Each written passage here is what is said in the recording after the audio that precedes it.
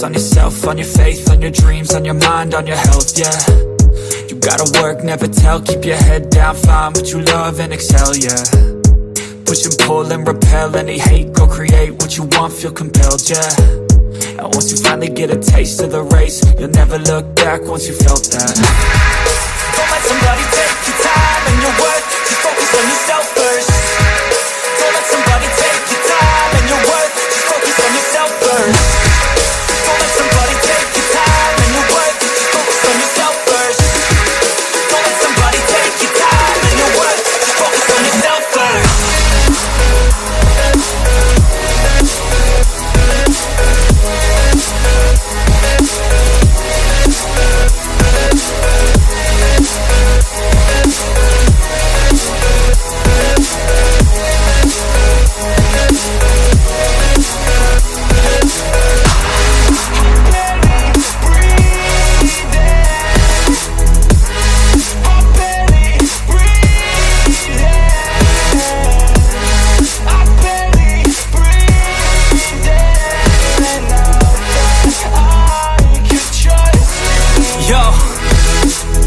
Think about others way before myself, yeah. I guess that's why I feel like I go through hell, damn. Wasting time on your dreams instead of mine, yeah. About to turn this franchise around on a dime, man.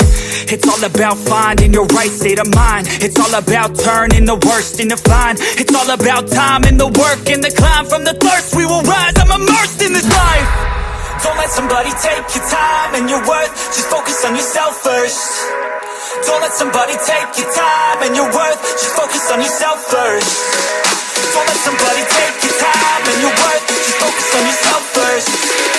Don't let somebody take your time and your worth, just focus on yourself first.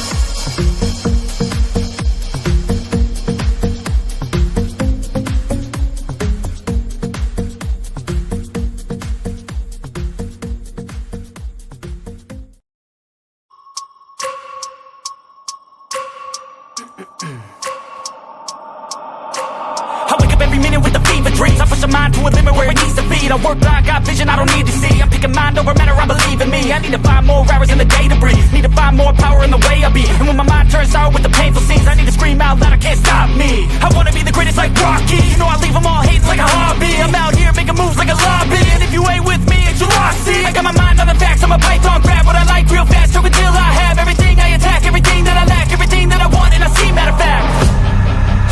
Cause I'm my own worst enemy. Only if I let it be. I can control anything if I can just think carefully. I control my destiny. Deep up in my mind I manifest it. Every morning I wake up obsessed and everything I do the best. And deep within my mind you know I'll always manifest it.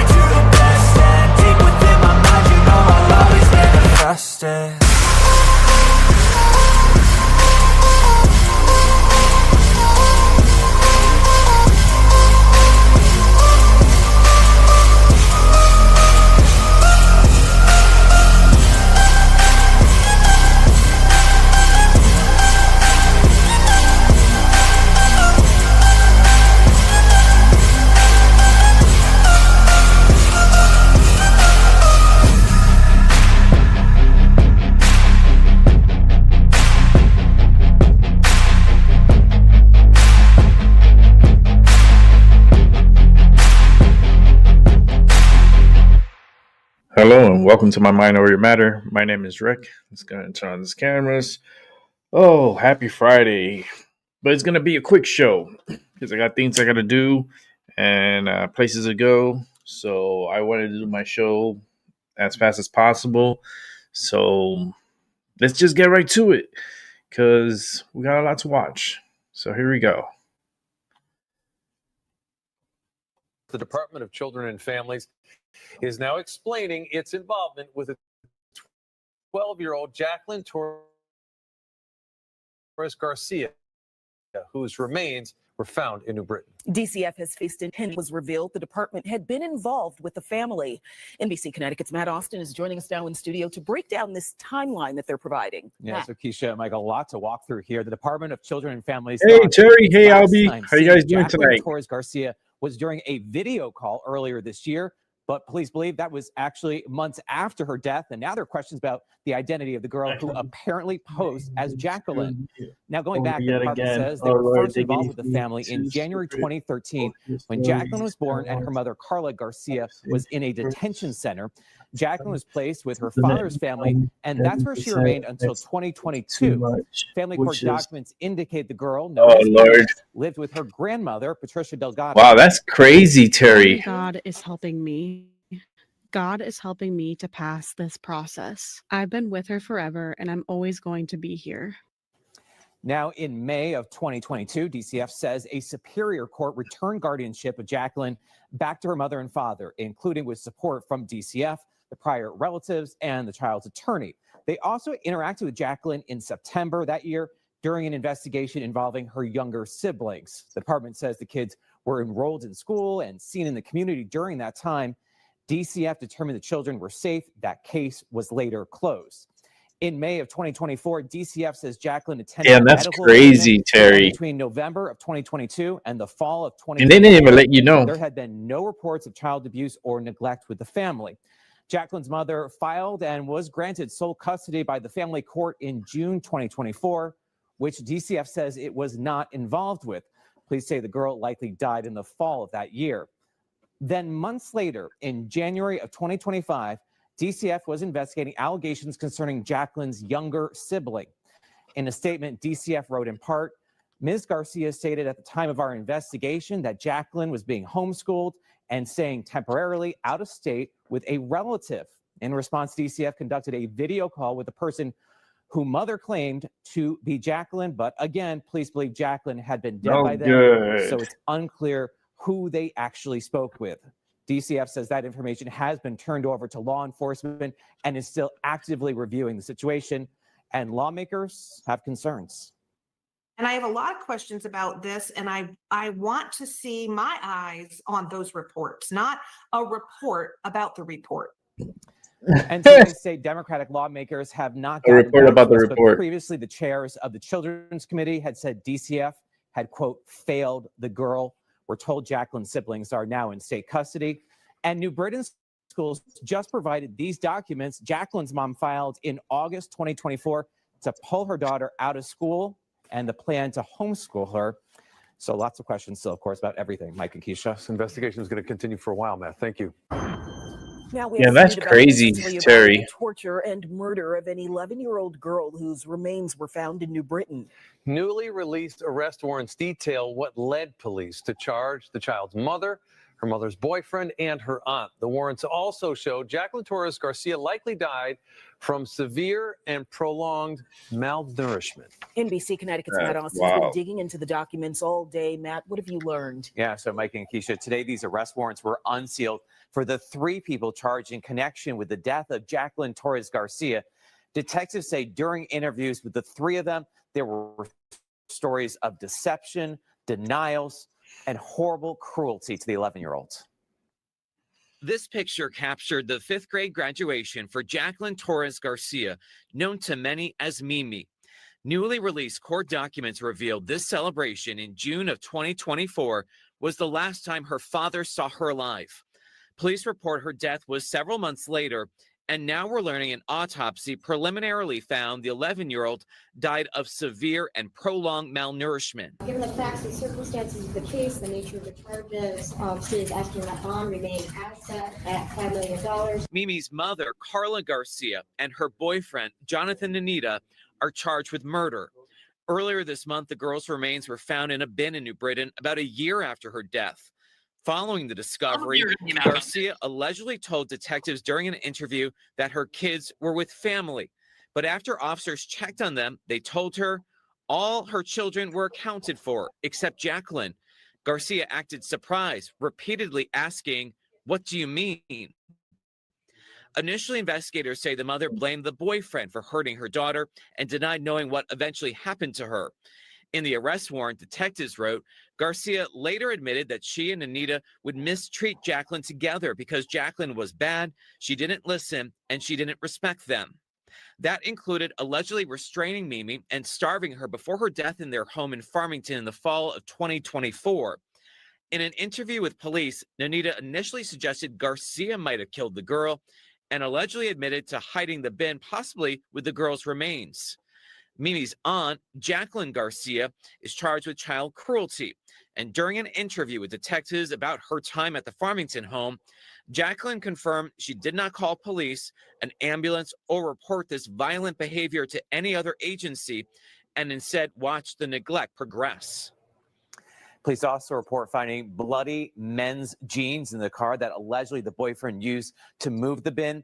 And the new owner of the condo in Farmington found zip ties and bottles of bleach and other cleaning products in the basement where reportedly the body had been hidden for a while. Mike and Keisha, back to you guys. Just heartbreaking, Matt. The arrest warrants also reveal more about the interactions the family had with the Department of Children and Families as well as police. We've learned Farmington police responded to a noise complaint at the family's home in September of 2024, shortly after authorities believe Mimi was killed. A neighbor called police because they heard shouting and things being thrown.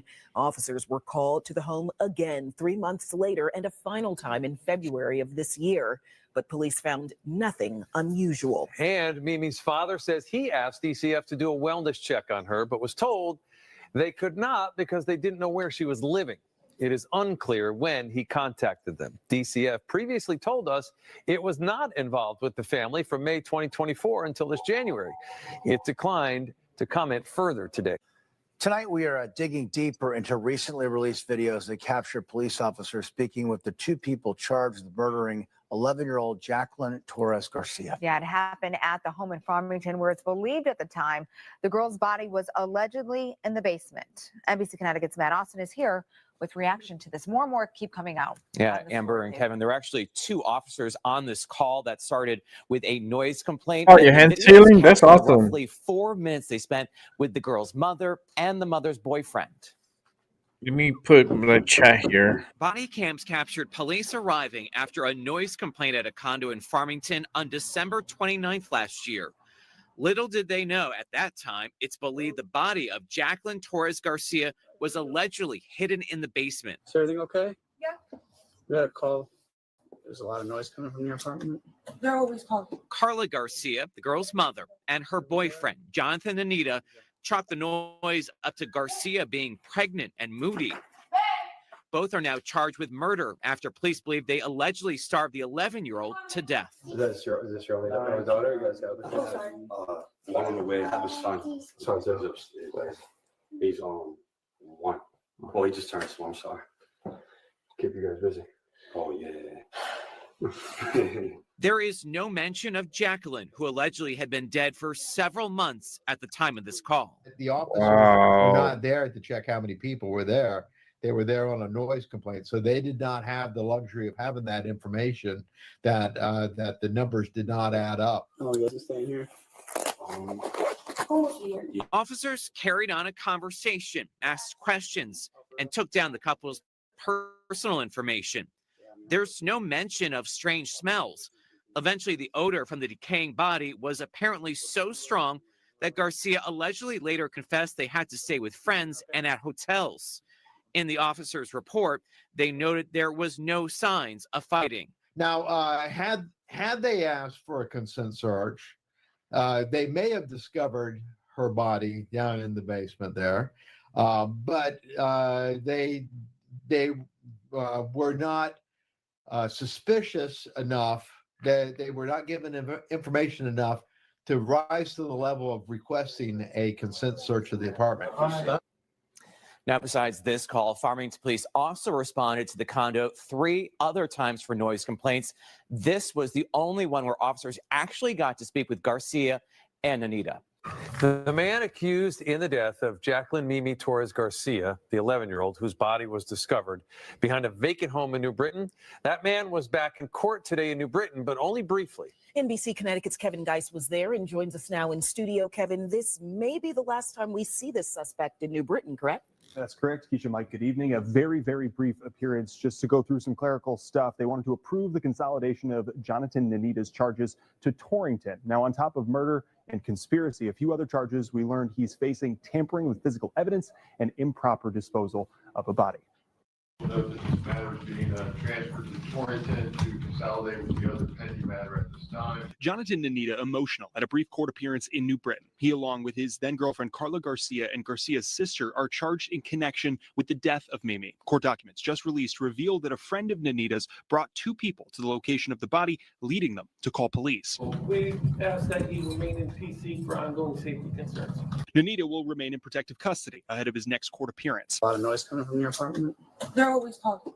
Nanita and Garcia had multiple run-ins with state and local agencies such as the Department for Children and Families and 4 noise complaints the Farmington Police Department responded to. Now, NBC Connecticut has learned the Office of the Child Advocate has launched a comprehensive investigation into agencies the family had contact with, including DCF, schools, and the court system. In a statement, Acting Child Advocate Christina Gio says, quote, "First, we determine what services were provided to the children and family, whether state laws and agency policies were followed, and whether there were missed opportunities to ensure the safety and well-being of the children involved. The second purpose is to understand whether there are any changes in law or policy that will help prevent future tragedies." Gio has declined interviews with NBC Connecticut, but former child advocate Sarah Egan explains these comprehensive investigations are lengthy but necessary. The death of a child is a death like no other, and it demands our attention and it demands accountability. And I think we feel that from the community and from Mimi's family. We start with breaking news. The cause of death has just been released for 11-year-old Jacqueline Mimi Torres Garcia. The Office of the Chief Medical Examiner says she died from fatal child abuse with starvation, and they're ruling it a homicide. Mimi's body was found in a container behind an abandoned home in New Britain last month. Investigators believe that Mimi had died a year earlier while the family was living in Farmington. 3 people are facing charges in connection to her death, including her mother, her mother's ex-boyfriend, and her aunt. There are some new developments tonight in the murder case of 11-year-old Jacqueline Mimi Torres. Body camera footage shows Carla Garcia, Mimi's mother, and Jacqueline Garcia, Mimi's aunt, being arrested the night of October 12th. NBC Connecticut's Melissa Cooney is joining us now live in New Britain, right outside that vacant home where that little girl's remains were found. Melissa, what's the very latest? Yeah, well, let's just get right to that body cam video of Carla Garcia, her sister Jacqueline Garcia, and her former boyfriend Jonathan Nanita getting arrested. We'll start with the Garcia sisters. Take a look at this video. It shows police entering a home where Carla Garcia and her sister Jacqueline were in New Britain. Police ask Carla if Jacqueline is home. Then police put Jacqueline in handcuffs. Jacqueline asks the police why and for what reason. In the video, you can see both sisters in handcuffs before they're walked out by police. Next, we're going to show you video of Jonathan Nanita's arrest. Here, we know that there was a struggle with police and Nanita, which led to injuries to Nanita's face and head. In the video, police ask Nanita what his name is. He says it's Jonathan Alita, to which police say, no, it isn't. He also tells police he was going to turn himself in and said he, quote, didn't even do anything to that girl. Now, we also got official confirmation from the Office of the Chief Medical Examiner today. They say that the manner of Mimi's death was a homicide. They say the cause was child abuse and starvation. Live in New Britain, Melissa Cooney, NBC Connecticut News. We have some new details in the murder of an 11-year-old girl in New Britain. The chief medical examiner says Jacqueline Mimi Torres Garcia died from fatal child abuse with starvation. 3 people are facing charges, including her own mother and her aunt. Tonight, we're getting a look at their arrest. NBC Connecticut's Jane Chaco walks us through that video. Carla Garcia, Mimi's mother, remains silent as she's placed in handcuffs. Just 4 days after her daughter's remains were found outside an abandoned property in New Britain last month. It would not be until interviews with investigators that Garcia would explain her version of events, admitting that she and her ex-boyfriend stopped feeding Mimi about 2 weeks before she died, according to arrest warrants. Is everything okay? Yeah. We got a call. But that wasn't the first time police spoke to Garcia and her ex. Last December, officers were called to their Farmington apartment for a noise complaint. They didn't know it at the time, but now say they believe the pair were storing Mimi's body in the basement for months. Farmington Public Safety Director Paul Melanson noted that Garcia didn't mention her daughter Mimi during that interaction. And when parents have done something like this, the remorse now is just an outpouring of remorse. And you didn't see that, which is really chilling. Mimi's aunt, Jacqueline Garcia, was taken into custody the same day as her sister Carla. In the video, she asks officers why she's being arrested and then calls for her sister. Why? For what? Car. Can you grab my phone? Jacqueline Garcia later told police that her niece Mimi was deprived of food and was restrained with zip ties as punishment, but Garcia never called police. The third person arrested in this case is Carla Garcia's ex-boyfriend, Jonathan Nanita. That happened on October 13th after a car accident involving a stolen car, according to the city of New Britain. They say there was a struggle between him and police, which led to injuries on his face and neck. When talking about the scuffle, you can hear Nanita say he was going to turn himself in and that he didn't do anything to, quote, that girl. I didn't have to do that. Turn yourself in. You guys didn't have to do any of that. You turned yourself in a while ago. I was gonna say I was. You guys didn't have to do any of that, man. I didn't even do that to that girl, bro.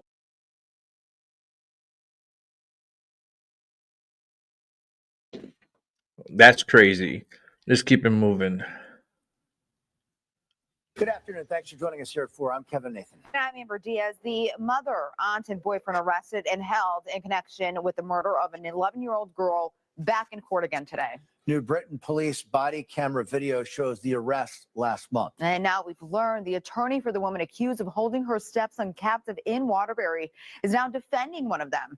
NBC Connecticut's Melissa Cooney was in court today. She's live in Torrington with more. Melissa.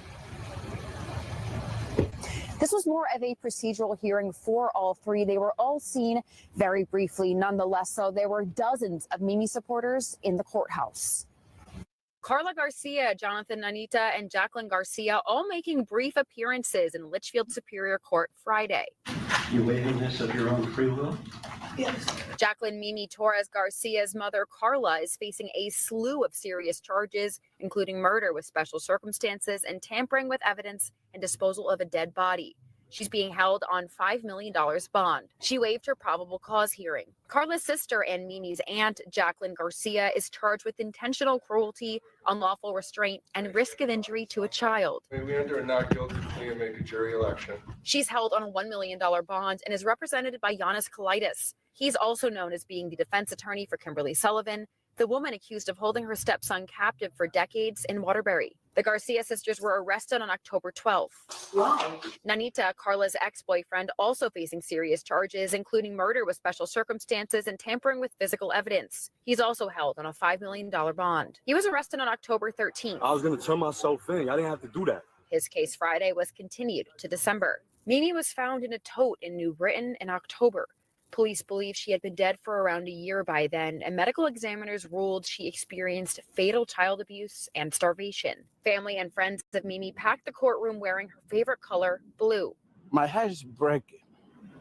My heart is breaking because this case, I don't want to see another case like that. Some people at court today don't know the family, but say they are so upset by the accusations of what happened to Mimi that they want to show their support for Mimi and her loved ones. Anybody on that case, in that situation, should be needed support. And all three cases are continued for their next appearance in December. Also worth noting, Farmington Police was in the courtroom too, listening to the appearances. Live in Torrington, Melissa Cooney, NBC Connecticut News. Amber. All right, Melissa, thank you for that update there. And you could count on continuing coverage of Mimi's death. We'll make sure to bring you any new developments from court as that investigation continues. You can also watch an extended interview with Farmington Police Chief Paul Melanson on our NBC Connecticut YouTube channel. Just get that QR code on your screen. There we go. Let's keep moving. Another attempt to divide our nation, and it was stopped right in its tracks. Katie Couric attempting to coax Senator John Fetterman into criticizing Charlie Kirk. But Fetterman was not having it, and instead of stoking the fire, he rejected all of her attempts at bashing the assassinated Turning Point USA founder. Just wait until you watch that exchange. This is Outnumbered. I'm Harris Faulkner. On this fine Friday, I'm here with my co-host, Emily Campagno. Also joining us today, Nicole Parker, former FBI special agent. Emily! And author of her brand new book. I got my copy yesterday. The Two FBIs, The Bravery and the Betrayal I Saw in My Time at the Bureau. Tommy Lahren is here, co-host of The Big Weekend Show and host of Tommy Lahren is Fearless on Outkick. And joining us for the very first time, Marcus Lemonis, American businessman. Come on, you recognize him. We got a new hit show on our hands. Woo! The Fixer. Come on. We're excited. Through on Fox Business. Nobody told me what this was going to be like. I didn't know I was literally going to be outnumbered. What did you think the show was I don't about? know. I should have done my research. We got to start sending out links with Oh, you my guys. holy cow. Okay, here we go. So here's what happened. Katie Couric was aiming for a gotcha moment, so it would appear, with the Pennsylvania senator. Here's her most recent podcast, as it appears she's trying to bait Fetterman, who stands his ground on respecting Charlie Kirk and his family. I just chose not to take the opportunity to argue his views after children lost his father in the most violent public way. You have to turn the temperature down. Extreme rhetoric makes it easier for extreme reactions or to justify them. I think some people might say Charlie Kirk's rhetoric was extreme. You know, I think that's the conversation that happened. People condemned political violence, but they also felt a great deal of discomfort with his language, suggesting that these kinds of words lead to violence. I don't know. I'm just kind of sharing my observations as I saw the conversations unfold. Yeah, I agree. I mean, I think we agree that we probably didn't agree with much of what he said. And I think I'm sure we both agree that you shouldn't shoot people, you know, and you shouldn't execute them in public. And I think that's two things must be true. That free speech, I'm an absolute free speech guy, and you have the right to say these things, and you definitely also have the right not to get shot by sharing your views. Amen to all of that. And of course, Emily, we were together with Kaylee yesterday when the news broke that Senator Fetterman had been hospitalized after a fall during a morning walk. His office says today he is doing well following a I'll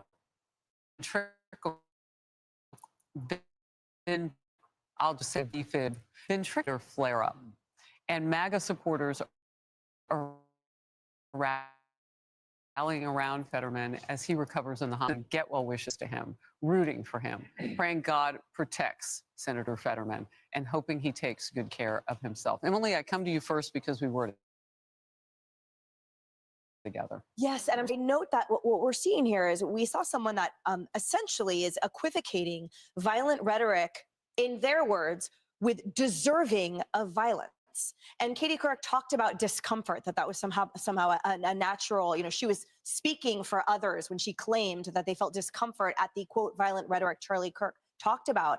And my biggest issue with this is that despite Senator Fetterman saying we need to tone down the temperature, he was essentially saying more explicitly, You right now have a very large platform, and I am asking you to join me in using that platform to de-escalate the situation rather than foment. And this is someone who is long lauded in her career in media and entertainment for being a voice for others that didn't take that generous opportunity and instead chose to become more incendiary. And the takeaway from that interview, in addition to the grace Senator Fetterman exhibited, is that the left will continue to equate a deserving of violence if someone dares speak their mind, which, by the way, it wasn't violent rhetoric that Charlie Kirk said. It was biblical values and a message of love, mutual respect, and free speech. And somehow that rendered him, according to them, deserving of an assassination. It is horrific, but more appalling to me is the continued surge of somehow blessing that by those on the left and those in the mouthpieces. And I wait for an apology from the producers and the executives at letting that air. Yeah, and then all the people who just stay silent, who are complicit in what you just said. So you can put them in that boat too. Marcus, what are your thoughts? I want to separate it into two specific issues. The first one is I hope the Democrats start to see Senator Fetterman as the appropriate face of their party. Reason and the acknowledgement that you can disagree and still be respectful. So that's kind of my first issue. My second issue is that Katie Couric in this moment historically had a great platform and I think is trying to become relevant again. And when Senator Fetterman gave her the chance to clean it up, she doubled down again and almost made it feel like a justification. We have a problem in society right now, both in the workplace and out on the street, where people think it's okay to just create this divisiveness. If it exists in the workplace, you're fired. There's no question about it. If anybody that worked for me did that, be no question at all. Where has empathy gone? Where is the human touch? And by the way, I use this simple rule. I'm a mama's boy, and I'm proud to admit it. I'm surrounded by 4 very powerful, That's why we women. like you. Why not just have respect and empathy? Where did that go? Where did our proper manners go about being sad and being sorrowful about it? Well, look, I think objectivity may be going too far. I don't know if we can expect that, but how about just some neutrality? If you can't come forth with your heart and be compassionate, why not just some neutrality? Right, I'm with you on that. I think that human decency, it should have no political bounds. I mean, since when does it matter what political party you are? And I have to be honest, when he was running for senator, I had some apprehension because he had recently recovered from a stroke at no fault of his own. I mean, that's a serious health issue. I felt bad for the man. And I thought, why are they putting him out there? I mean, they're subjecting him to this very important responsibility. Or is his cognitive ability going to be able to keep up with what he's going to be expected to do? And I can tell you, I have been pleasantly surprised, and I welcome who he is. I think he is the most reasonable and rational Democrat that we have. I mean, he doesn't look at things as just political. And I had a lot of respect when he voted to confirm 8 of Trump's nominees, you know, in this administration. He voted in more people than any other Democrat, and I respect that. Tommy. Moderates like John Fetterman win elections for Democrats, but extremists win views on social media.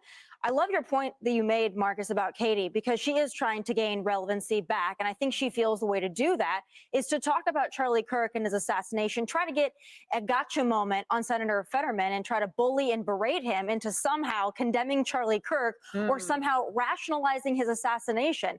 And what bothers me, to your point, Emily, is that she talked about uncomfortable speech or uncomfortable rhetoric. Excuse me, speech is not supposed to make you comfortable all the time. That's not the point of it.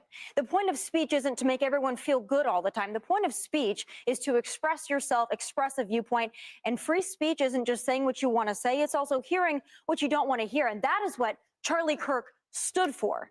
So nothing about that interview to me was appropriate, and I hope she's ashamed of herself. Well, and I know you watched it. I watched it too. I mean, when Senator Fetterman was saying, even he didn't agree with everything that Charlie Kirk said. I mean, he means that, but that wasn't the point, he said. Your last quick thought. I think my quick thought is we have to all be able to say what we mean. And I had nice text exchanges with Charlie Kirk, and he would say to me, Marcus, I don't agree with a lot of the things you say, but I love the work that you do and the passion you have for it. Keep pushing, and maybe we can meet and maybe I can change your mind on topics. That's the feeling that I want to have. I do want people to be objective. In business, being objective means that you're open to other people's ideas because you are not the smartest person in the room always. We all want that. I just don't think we see enough of it. So we'd settle for just quiet neutrality, I guess.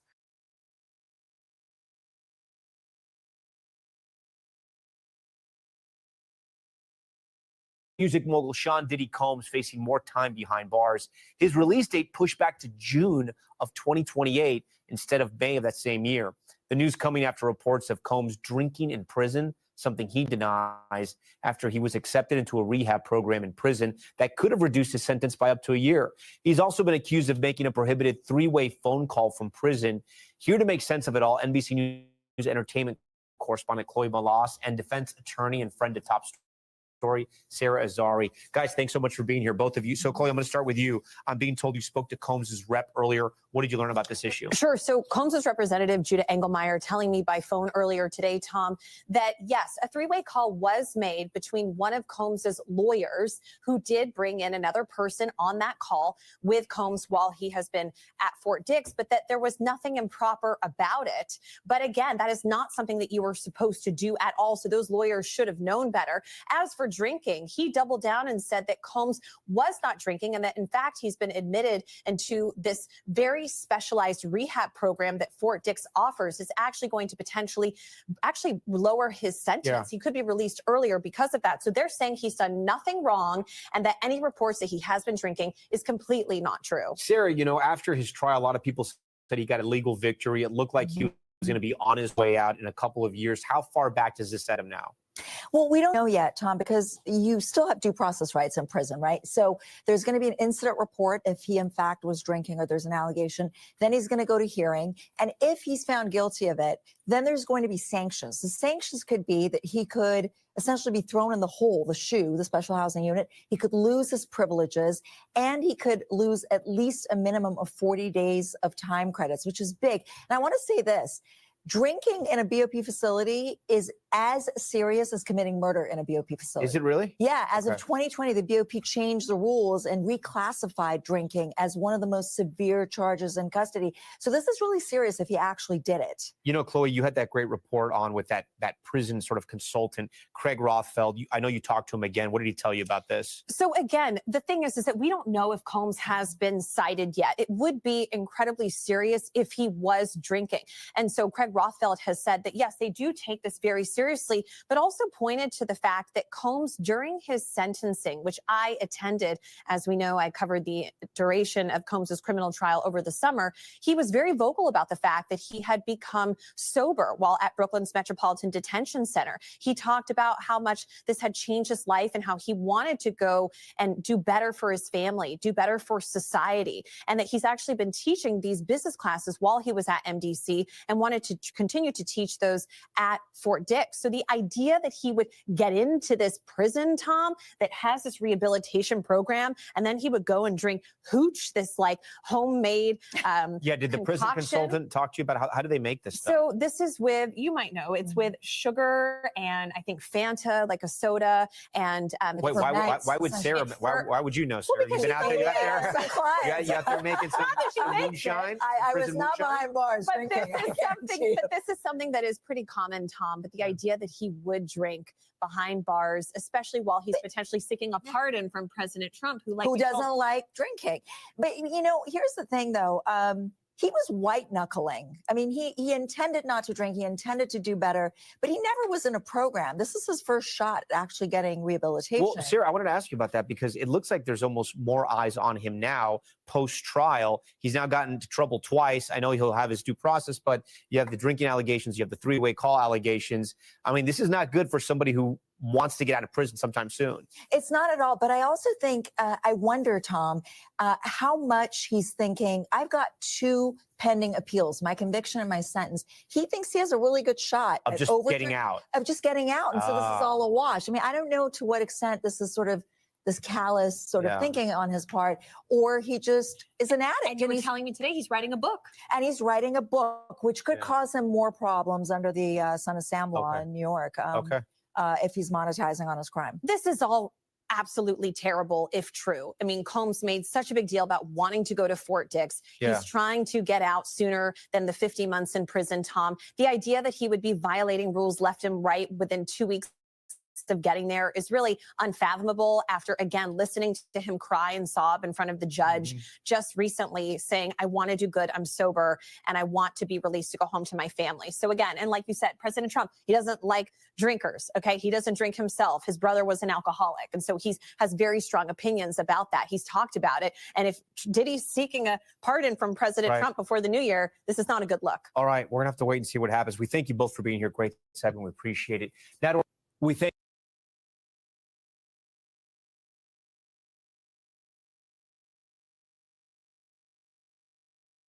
The owner of a local moving company arrested outside a St. Louis courtroom today. He is facing mounting legal troubles after we shared the story of his company not completing a moving job, then selling customers' property online. New at 10, First Alert 4's Jordan Burrell introduces us to another woman who says the moving company took her for a ride. Jordan. Corey, the owner of Super Cheap Movers, was arrested today in court for an outstanding warrant for stealing and fraud charges. Tonight, 2 more women are sharing their stories, including one who faced a suspect in court today. On Tuesday night, we told you about this man, the owner of Super Cheap Movers LLC, Treflin Duncan, also known by the alias Markel Robinson. He was taken into custody Wednesday morning by the St. Louis City Sheriff's Office, who says it was due to active warrants. This video shows when he was arrested at the courthouse while being sued for a different case involving one of his customers, Stephanie Mickles. They demanded payment before they would start unloading at the first location. Reasonable, but the issue was I was originally quoted a price of $584. As we are pulling up to my house, the first job application, I get a texted invoice for $980-something. Mickles says she hired Super Cheap Movers on October 3rd. She needed help moving all of the items from her boutique to another location. She agreed to pay $584 total, but as the job continued, her balance nearly doubled. Desperate to get her belongings, she agreed to paying the $823. I called the police, and all of a sudden he and his helper have to go use the bathroom. Mickles says when she tried to pay the balance via the Venmo she sent the deposit, it flagged the charge as a possible scam. Duncan then asked her to send the $800 to a Cash App named Shoe Fetish by Gigi, something she didn't feel comfortable with as the names didn't match. Once the crew knew 911 was called, they went to the bathroom to never be seen again. Duncan told her to work with front office staff on paying the balance. Hey, Markel, it's the same guy that was driving the truck the whole time, acting like he was at an office somewhere. Mickles says her boutique merchandise was worth more than the 10 grand she's suing for. Her messages with Duncan show him mocking her attempts to pay and get the items back. She wrote a contract agreeing to pay $1,600. Duncan replied, LOL, that won't hold in court. She found the company through a Google search that showed that they were highly recommended. Teresa Fuller says weeks later, her 70-year-old mother fell victim to Super Cheap Movers, hiring the same company to move her 2-bedroom apartment to Maryland Heights. They chose the most valuable items they found in the home and made sure they put it on a truck. Fuller says her mother was originally quoted $135 an hour for 2 hours, but in the middle of the job, she received this receipt saying the move would take 5 hours, and she now owed the company a remaining balance of $791. Then he demanded $867 after he locked the truck. So after in distress, we went ahead and sent the money over. Duncan then arrived to her new home, demanding even more money. When they refused, the crew attempted to drive off with her belongings. Teresa blocking the truck with her own car and calling police. Body camera footage from Maryland Heights police reportedly shows the interaction with Duncan, but court records show they did not address his active warrant issued 2 weeks earlier. Police did confirm they had an encounter with Duncan, but say because he called the police, officers did not run his identification. And he has been going long with this deceptive practice of scheming individuals out of their money. Now that Duncan is in custody, both women say they're hopeful for accountability. He is set for a bench trial in the new year. Yeah, so it's been a nightmare. 2 of the women say they filed complaints with the Attorney General's office. We reached out to the AG's office to see if there was an active investigation into the company. We haven't heard back tonight. Corey? A story with a lot of layers. Manila, you keep following it. Jordan, thank you.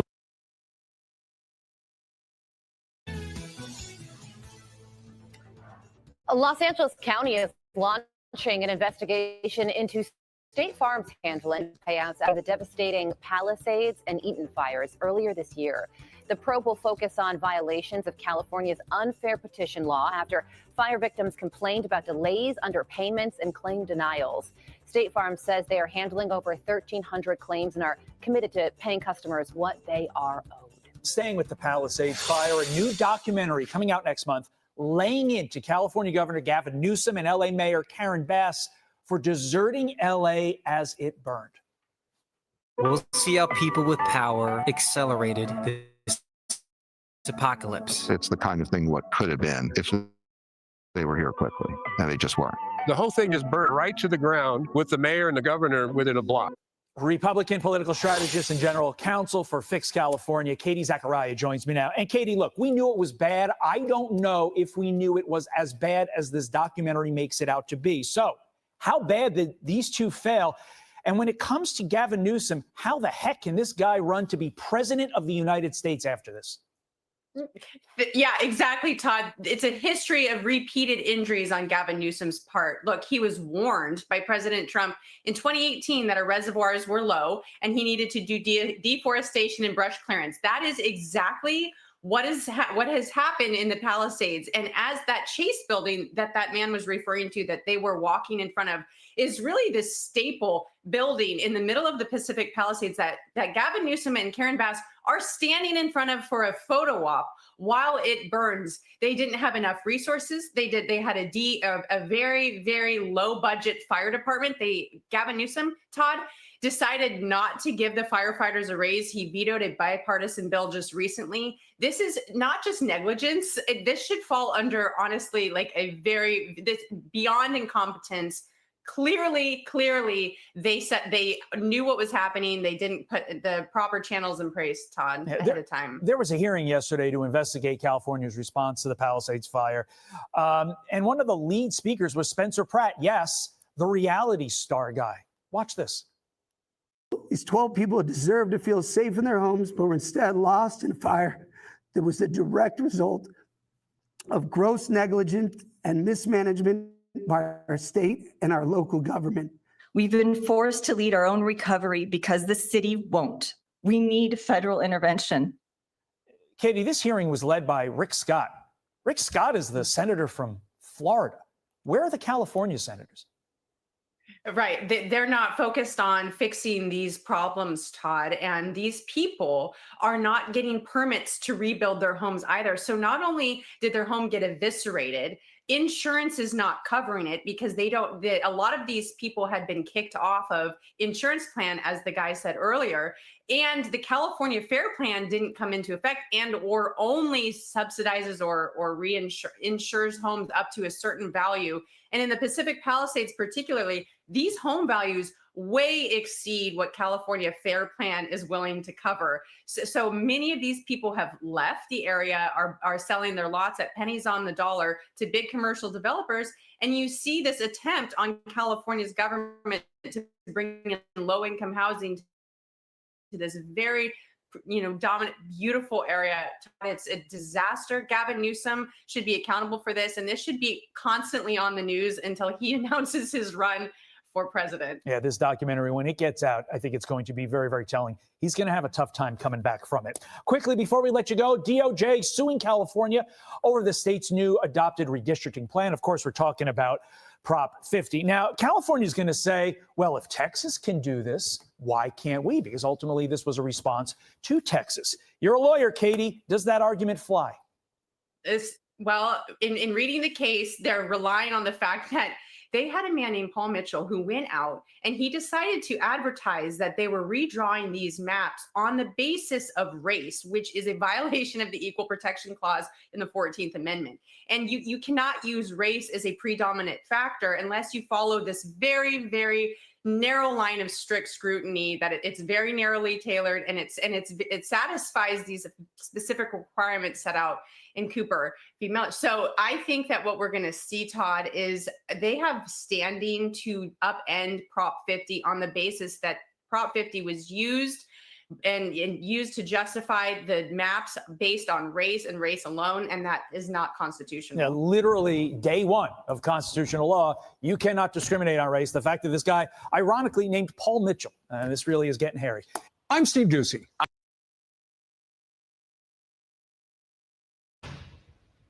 Let's take you right out to the west, where the rain is already making its mark. Evacuations are in order near burn scar areas. We do have Fox Weather's Bain Ferroni. She starts us off tonight. Bain, this area has been vulnerable ever since those wildfires at the start of the year. How has it been for you throughout the day as you've seen these showers move in? Yeah, you know, Stephen, it's been really interesting to watch because, you know, I've actually spent time in Bakersfield, California, and came over to this area near Malibu quite often in my time working over there, and just seeing the landscape and the neighborhoods completely destroyed. It's been devastating to say the least. I mean, this area is already so vulnerable, already hit by Mother Nature once, and then once again getting hit with more of this rain. Now, this is the rainy season for California, I will say, but even that, it's going to be a lot more rain than they're used to seeing all at once. And I do want to mention right behind me, we do already have those road closures in place. This is Topanga Canyon Boulevard. Now, this is already closed in preparation for some of that rain to be rolling on through. We are expecting to see debris flows, flash flooding, as well as, you know, even mudslides possible thanks to all of these burn scars that you're seeing over into this roadway. And, you know, the reason that we end up seeing these really scary situations because of burn scars is because, well, the soil, it can't absorb any more of that water after it's been burned. On top of this, too, the vegetation is completely gone. So it has no way of stopping all of that water from coming down these incredibly steep hills. So this is why the roadways have already been closed in preparation and in anticipation for what's to come. Now, already today, we've seen on and off showers picking up over 1/4 of an inch of rain throughout the LA County area. Now, to some folks watching, they may think that's not a whole lot of rain, but in California, it is. I mean, for the entire month of November, we see around 3/4 of an inch of rain in the LA area. So already we're seeing 1/3 of that within just about 24 hours. And we are expecting to see 3 to 5 inches of rain falling by the time we get into the end of this weekend. And to put this into perspective for you, November through January, that's the rainy season, usually picking up around maybe 4 inches for that entirety of the winter season. I mean, this is going to be months worth of rain within the coming days. So this can be a very dangerous situation already for an area where it has a lot of hilly topography, a little bit of a drier area as well. But of course, with those most vulnerable spots, with the burn scars. On top of this too, Steve, we have to watch out for those gustier winds that you were mentioning as well. And, you know, once we start to see that low pressure system really taking hold and getting stronger, that instability is also going to increase. So we could also be watching out for some severe storms that are going to start to roll on in. And when these thunderstorms pop up, we could see rain rates up to an inch or so. And that is a lot for this area. Again, seeing maybe an inch throughout the entirety of November normally. So this is going to be a lot of rain all at once for Southern California. On top of this is also going to be trekking up to Northern California throughout the weekend. So the whole state needs to be on high alert here, Steve. And folks just need to be ready for that. We've already seen those emergency evacuation warnings popping up. So folks are ready to go at a moment's notice if they end up seeing any of those flash flood warnings. And of course, to get those warnings, you can download the Fox Weather app. That's completely free. And you can get those because especially overnight, Steve, this is when the majority of the rain is going to be falling. The heaviest of the rain will be falling. A lot of folks are going to be out and about trying to enjoy their weekend or at home sleeping. So it can be a really vulnerable time. Yeah, lots going to unfold tonight throughout the weekend. And Ben, I know you're going to be covering this tomorrow, so wake up early for the weekend coverage as this comes in. Bain, thank you for that update from Malibu. And let's. The most advanced aircraft carrier in the U.S. is approaching Venezuela. Meanwhile, the White House is ramping up pressure on Venezuela's president, Nicolas Maduro. The world's largest warship is nearing waters off Venezuela, joining a massive U.S. naval buildup in the region. The Pentagon ordered the USS Gerald R. Ford, along with its 4,000 sailors, to leave the Middle East ahead of schedule to assist with President Trump's anti-narco trafficking push. You have to disincentivize this industry that these terrorists are using to flood our country with heroin, with cocaine, with fentanyl. U.S. military strikes in the Caribbean have targeted nearly 24 suspected drug smuggling boats, killing more than 70 people. In response to the military buildup, Venezuela's defense minister ordered the country's 200,000 soldiers to prepare for war. Since they cannot say that we have hidden biological or chemical weapons, they invent a bizarre narrative so false that it collapses and no one believes it. This week, Pentagon Chief Pete Hegseth announced Operation Southern Spear, saying the mission, quote, secures our homeland from the drugs that are killing our people. There are also reports that senior military officials met with President Trump to discuss potential land strikes in Venezuela, but that no final decision has been made.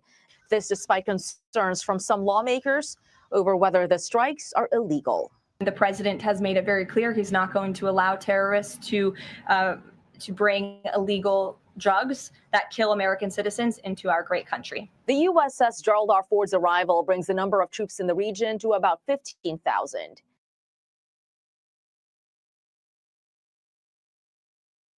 It is a wild scene outside an illegal immigrant processing center in Broadville, Illinois. You know, on Fridays, this gets hot. Let's go straight to Garrett Tenney on the ground down there. So this can turn dangerous. Garrett, that there are things some people that what's in the last few minutes, and this is the regular Friday protest that we have here outside the Broadview ice processing facility. A couple hundred people that are here, and what happened in the last 10 or 15 minutes, this roadway right here that leads to the ice facility, it is blocked off. They are not supposed to be standing there, but over 10 minutes or so ago, this crowd started to move into the street to try to block it off from any access going in or out. And that's when these clashes with law enforcement started, when they refused to get out to the sides of the street, these designated protest zones, and some shoving that was involved with the county state police that are out, riot police coming down the road. And this is after a couple of weeks of mostly calm out here on Fridays. But this comes after a week of several rulings of judges where these activists out here feel empowered. They are celebrating this morning these rulings that really are complicating the Trump administration's immigration enforcement here. And you see the patrol that are securing this area. Gas masks are not out at the time. We know that has been deployed here, though, previously. But tension's certainly getting up here high over the just last 10 or so minutes. Look, you know, we pulled back. We can really see the size of that crowd now, Garrett. So as you're narrating this, our live camera on the ground is able to bring more things into view, and I can see him zeroing in now. You mentioned local resources. Look, this is a sanctuary city. This is a sanctuary state. Are you saying that now the local authorities, and they have been cooperative on the perimeter, but are they helping even more today? And that would be out of necessity, according to what we're looking at right now. Yeah, they've really been trying to walk a fine line here the past couple of months with these protests out here. And local law enforcement, state police has been trying to limit their enforcement to keeping the roadways clear. If protesters get in these roadways and they try to block or impede any traffic, whether that be regular commercial traffic or ICE vehicles, that they will be arrested, they will be detained. So really, it's just been a crowd control effort that local law enforcement and state police have been involved with here, trying to limit that. But as you mentioned, it is a fine line that a lot of protesters have been taking, arguing that by doing that, they are in fact enabling and helping the federal government's enforcement. How many more people would you say are out there? Because when this first blew up, this looks like a crowd that was larger than it was 2 months ago. Yeah, you know, it's kind of last couple of weeks, the crowds have been a little bit smaller than what we had seen previously. Today is an exception. We're probably at, 200 to 300 people at this moment looking around. And, I got to think that is because of everything that has been in the news this last week regarding Operation Midway Blitz. Much of what protesters here have been calling for. Just yesterday, a judge and attorneys with the ACLU came to this facility and toured it after allegations of deplorable conditions. That's something that protesters have really been harping on out here over the past couple of months. So they feel emboldened by these actions that we're seeing in court to come out here and really celebrate that. But over the last 15 minutes, taking that beyond celebrating to really defying local law enforcement and the limitations they've been trying to place on protesters. Look, as the nation watches this, you cannot miss the fact that people are willing to physically put their hands on immigration, custom, and enforcement agents. And you're talking about local law enforcement and SWAT being there as well. The line of the protect and serve being breached by citizens who think that this actually looks like free speech. I mean, Garrett, this looks violent in some points. Yeah, we've seen a couple of those instances where when the police move in to try to back up these protesters, they don't want to leave the road and they start pushing back. And when you get a crowd this big, and initially before these riot police, what the hell is wrong with these people? Police here were outnumbered, so they're having to use more force than they would Oh otherwise. man, And dinner that's was really when you great. start to see some of that violence escalate here. And that's when we saw multiple people arrested, at least a half dozen or so is what we saw so far. And we're going to see now that the police have moved in. Normally, over the last few weeks, we're having some movement over here again right now, Harris. Yeah, we see it. My control around here so you can see this. Yeah. Crazy. Yep, we see that. Now, these are the folks that are being told to move out of the roadway, and they progressively continue to move Like, why do further they keep in, doing this? despite being That's pushed back, you being know, asked to The ICE leave the agents are roadway. getting and pushed and back. their leaders Outnumbered, as you said. encourage them I to mean, do it's this. obvious. They're You know, being pushed back. Brandon Garrett, I'm Johnson going to ask you to encourages stand this. by. We'll keep these live pictures from Broadview, Illinois. You are Do looking you at a think these sanctuary people are going to be area held inside a accountable? sanctuary state. I No. want to bring in former acting ICE Director Jonathan Fahey on the phone with us now. Jonathan, I don't know what you can see, but I do want to talk with you about the protocol of dealing with a crowd this big. And did we even anticipate this is what it would look like? I mean, they're breaking through now.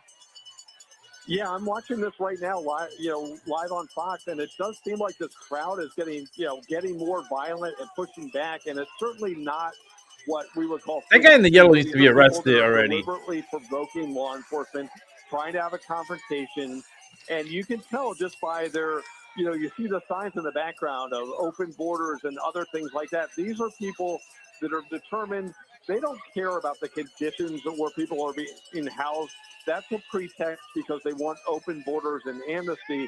And I think when you look at this, the big picture that I think is the worst part of this all is you have J.B. Pritzker, the governor of Illinois, and instead of saying ICE has a legitimate law enforcement function and it should be respected, he is on the side of these rioters, and I'll call them rioters because they seem to be getting violent, and on the side of people that are trying to prevent ICE from doing a legitimate job, which is in What's it going to have to take to, ICE also funny get when the you think authority about this over?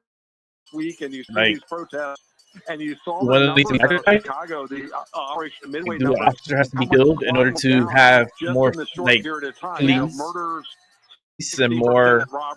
I don't get it. like that. This is a great thing for the citizens of Chicago, and these people are just trying to disrupt ICE, disrupt law enforcement because they want an open border. It really is shameful. Look on the study now. We're seeing people taken out in handcuffs. And so this is live. And, one of the things that you cannot miss, and I want to ask you about how the law looks at this, Jonathan, because as acting ICE director formally, you would know where the line is for people putting their hands on ICE agents, for people outnumbering them, as our reporter was showing us, and you could see it in the video, surrounding them, trying to push them back to where they wanted the ICE agents to go. Is any of that a breach of federal law? Well, I think that the issue here would be these are state law actors. So the breach of federal law would be if they're doing something that's impeding ICE from doing their functions. So if they're impeding but if they've people got to from fight being, this crowd, doesn't that keep them from doing their jobs? I think that would be the argument, that what they are doing is impeding ICE from being able to go to and from this facility to bring in migrants or to take them out. So I think there is an argument that if they get out of their designated area, that they are impeding federal law enforcement. And certainly on the state level, when they're laying hands on law enforcement, that's the end of it. You should be charged with obstruction and with assault. But I think you're exactly right. If they're preventing ICE from doing something that they would ordinarily be doing difficult, which it appears that they may be, that would be obstruction of justice, or it's called impeding law enforcement. It's, I believe, 18 U.S.C. 111. So those would be the types of things they would be looking at. And we know their intention is exactly to do this point is to prevent ICE from doing their job. And they state that over and over again. Click here to subscribe to the Fox News YouTube page to catch our hottest interviews and most compelling. Okay. Just crazy, right? How all these people are just acting weird and doing whatever the hell they want to do. It's like, what is going on with society? You know what I mean? I hope 3i Atlas just has like a really slow down and has a turn that goes directly towards Earth. Oh man, everyone would take a shit at the same time. I'm telling you, I know all y'all would take a shit at the same time. I would. I'm not telling you right now. I would be like, what in the hell is going on? This is just society, you know what I mean? All right, let's see what this next story is about.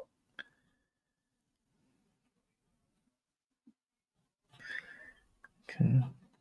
You're watching live now. Welcome back in. A live look at the U.S. Capitol on this Friday evening. Pretty. 5:19 in the nation's capital. Very pretty. Let's talk about SNAP benefits. Of course, the government shutdown is over, but questions surrounding SNAP benefits are still persisting. The Trump administration is saying that it will require millions of low-income people to reapply for food stamps as part of an effort to crack down on fraud. Okay. Agriculture Secretary Brooke I reply. Rollins telling Newsmax that she plans to have everyone reapply for their benefits, but for now it's unclear when or how people would need to reapply. Grace Yarrow standing by. She's an agriculture policy reporter for Politico, and she's the author of Politico Pro's daily morning agriculture newsletter. I think my main question here is, what kind of fraud are they talking about? Illegal immigrants. Yeah, thanks for having me on. So it's not 100% clear exactly what the secretary is planning to do yet. We haven't heard back from USDA when we sent them an email to request more details, because SNAP participants are already required to recertify their application information every 6 to 12 months. And they're also required to update work history, income, et cetera, to make sure that they're still qualifying for SNAP along the way, or they'll get kicked off the program. So a lot of the fraud that Republicans, including Agriculture Secretary Brooke Rollins, are talking about is cracking down on folks receiving SNAP who aren't working, or what Secretary Rollins has said is she wants to make sure, and the president said earlier this week, is that the administration wants to make sure that the folks who are receiving SNAP benefits are those who truly need it, in their words. So Republicans have already sought to crack down on error payments, which are just miscalculations from SNAP administrators, et cetera. So we have to stay tuned and figure out exactly what the department is planning on this. Yeah, Secretary Rollins this week said that 186,000 deceased men and women and children are receiving a check. They say that's coming through SNAP, and they are citing data from 29 states that complied with the USDA's request for information. Grace, did the shutdown shine a light in some way on how much money this program actually costs? Absolutely. We saw a lot of talk among even the president himself on Fox News earlier this week, talking about how bloated this program has become in Republicans' point of view. I think it's made its way onto the Hill. We've talked to several senators who said they were getting especially a ton of outreach about SNAP. And it was a big conversation on social media, which, of course, in this administration is really important. Yeah, all those TikTokers dancing with their shopping carts. Conservative commentators come out and talk about reforming the program, restricting what SNAP participants can buy, ensuring that the folks who are receiving money truly need it. Of course, USDA has spent decades trying to crack down on how much they're spending and restrict it to just those who truly need help. But I think it's really come across as I'm disabled, for some reform to the program. So Secretary Rollins, they're gonna have fun with my record. Basically overhaul the SNAP program in the coming weeks. Do we know how the administration is preparing for this overhaul? If you could expand on that, what are they researching? Yeah, absolutely. It's still a little bit unclear if this reapplication for benefits is something that the secretary is looking at in terms of her overhaul. Republicans already passed a $186 billion cut to SNAP in their reconciliation package earlier this year. So a lot of the GOP priorities that we've seen come up in agriculture policy discussions in Get the last the few immigrants years off of it. have already really been passed through that reconciliation process. That includes restricting work requirements, All those making sure that, illegals that are on the cracking program. down on folks who have children, changing the age of what they describe as a child to make more people subject to work requirements. So a lot of folks will already get kicked off of the program Rid of the at food, that point. So it's not 100% clear yet How about that? exactly what else the administration has planned. Get rid of The desserts, reapplication piece could all be a those key part of fatty that, ice or creams. some other new paperwork That off requirement for EBT. folks. What has come across EBT me should in my be for conversations what with you need Republicans is that their to top survive, priority is to make sure that not to undocumented splurge. people and only American citizens are receiving SNAP, which is the current law. But they also want to, address that as well. So, as far as you know, is any immediate action necessary for any reason for those that are receiving SNAP benefits now? Yeah, I would advise SNAP participants to make sure that your qualification information is up to date, even though folks weren't receiving benefits for a couple of weeks or only receiving partial benefits. You're still required to make sure that your information is up to date, especially because some of those new work requirements kicked in on November 1st. So once state administrators get over this obstacle of trying to re-implement full benefits now that the government is open, they're going to be looking to make sure that they're implementing the GOP's SNAP plan appropriately. So I would just advise folks to check on that, make sure they understand the new rules, and you can find that on the USDA's website. Grace Yarrow is a food and agriculture policy reporter for Politico and the author of I Politico say Pro's this, daily morning I'm agriculture disabled. newsletter. Always What good to the check in. fuck? Thanks. What else you want? What you also want, motherfuckers? Like, my fucking back and my neck is like, today I went to to physical therapy, and she worked me on my spine and my neck, and man, I'm so sore and a lot of pain. It just, those things, like today, it's very painful. And I have an extensive medical history of my fucking spine, and going to physical therapy every fucking year.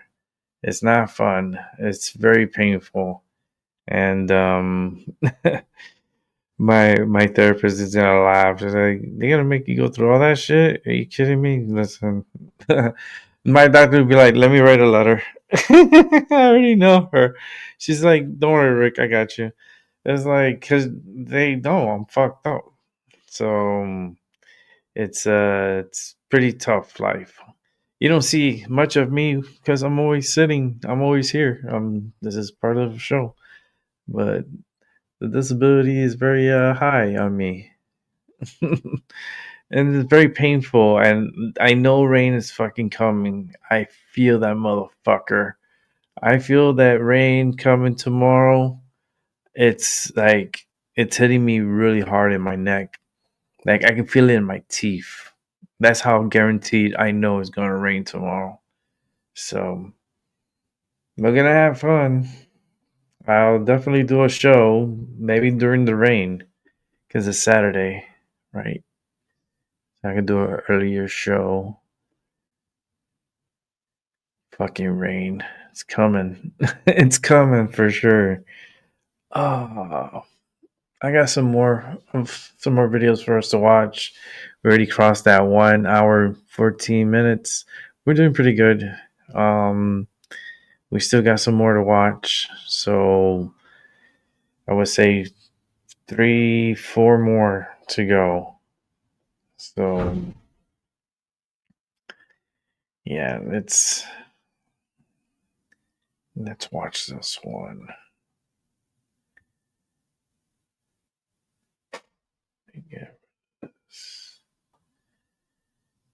Okay, here we go. Jason A.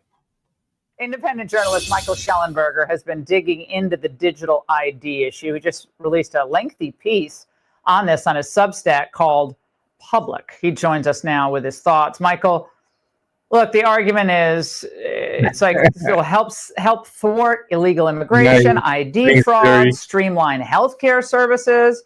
Sounds fantastic. What the heck's the problem? Hey, great to be with you, Laura. Yeah, I mean, another conspiracy theory that has started coming true. I mean, we saw this announcement in September. It took everybody by surprise.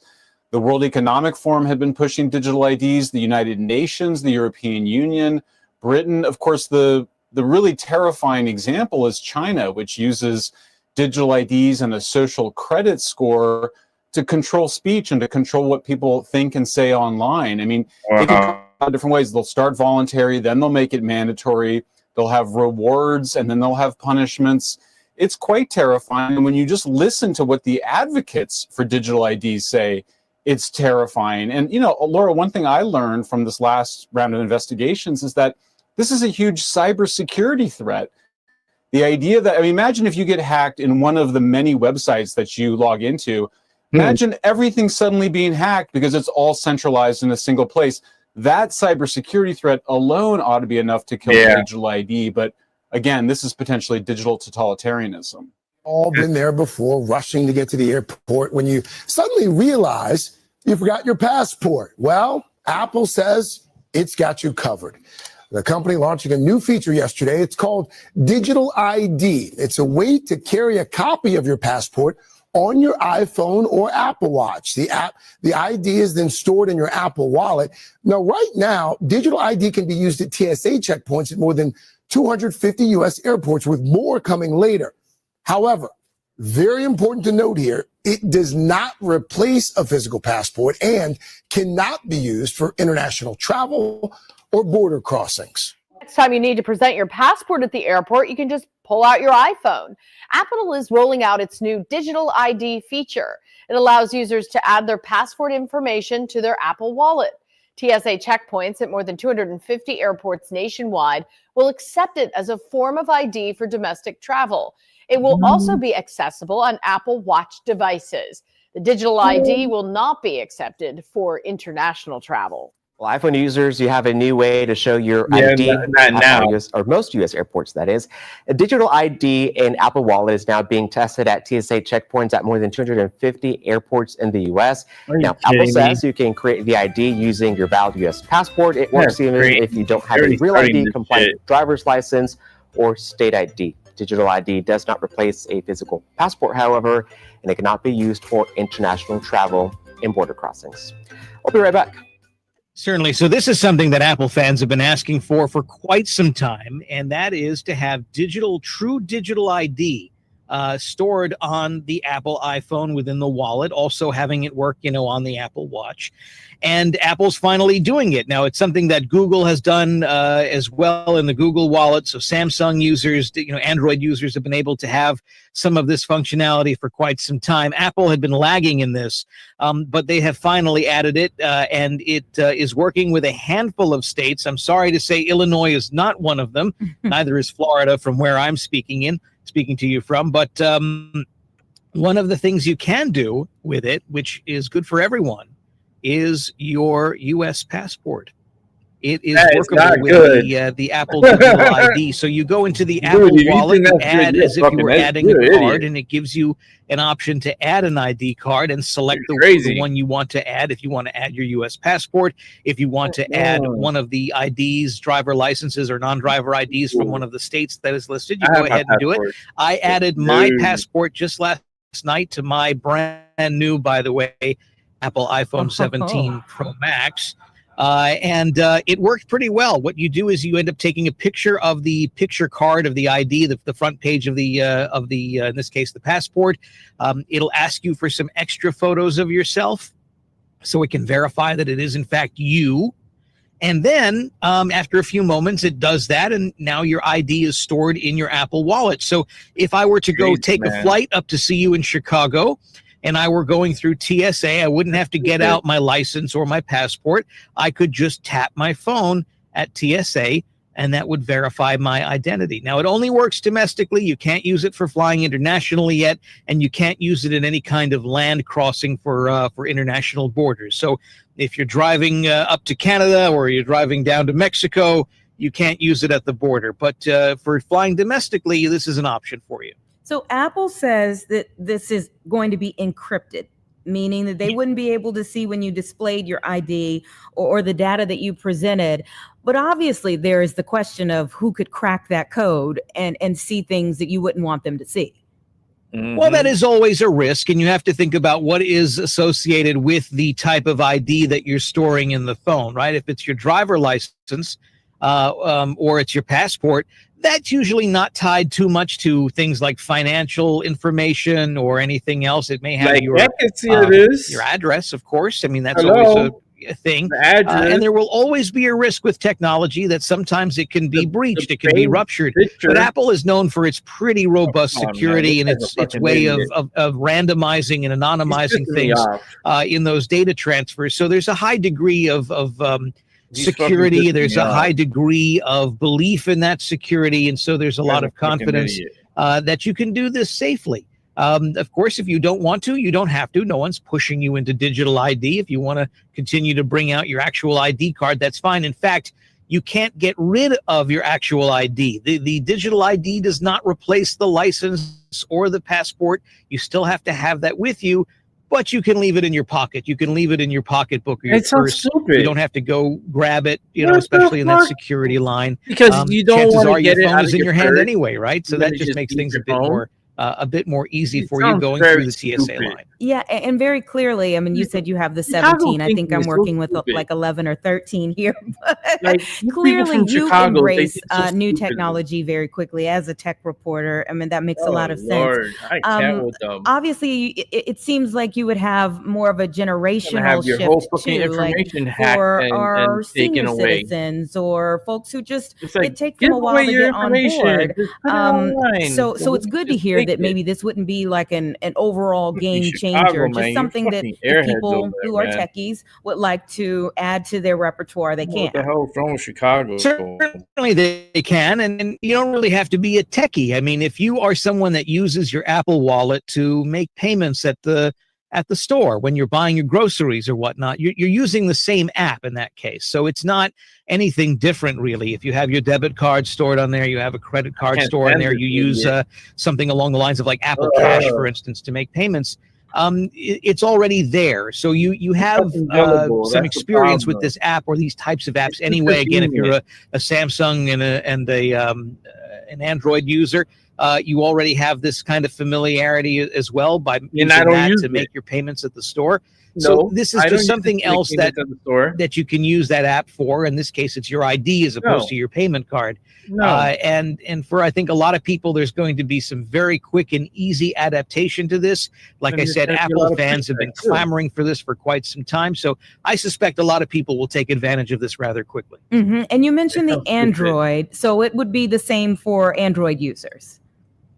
Certainly. I mean, Android is a Google product. There's the Google Wallet. It has the capability for handling IDs like passports and, again, some state-issued IDs like driver licenses, depending upon the state. No, I don't So use if that. you are already familiar with that, No, I'm adding not this familiar to with that it. is not going to be any really different, I I'm think, not to you. I familiar think with you're it going to because I have a don't use pretty it like easy that. time adapting. But again, the Android users have been doing this for a while. Apple is sort of catching up here. guy's a But screenshot. it's just the new way of doing things. We I've are had my moving Android further and for a further long into the time. digital-only This bitch space never or hasn't digital called me and focus talked to me space, about it. and more people want this kind of stuff. They want to have all of their things in just that little small box that they're carrying, and that they can tap it or whatnot. And in some cases, they That's can an even idiot. use a wearable, a watch, for instance. This has the Apple Wallet on it as well, and I can just pull up the ID and tap that instead of even bringing out my What a phone. My fucking phone can stay idiot. in my wallet. It can stay in my bag, whatever the case is at TSA. Yeah.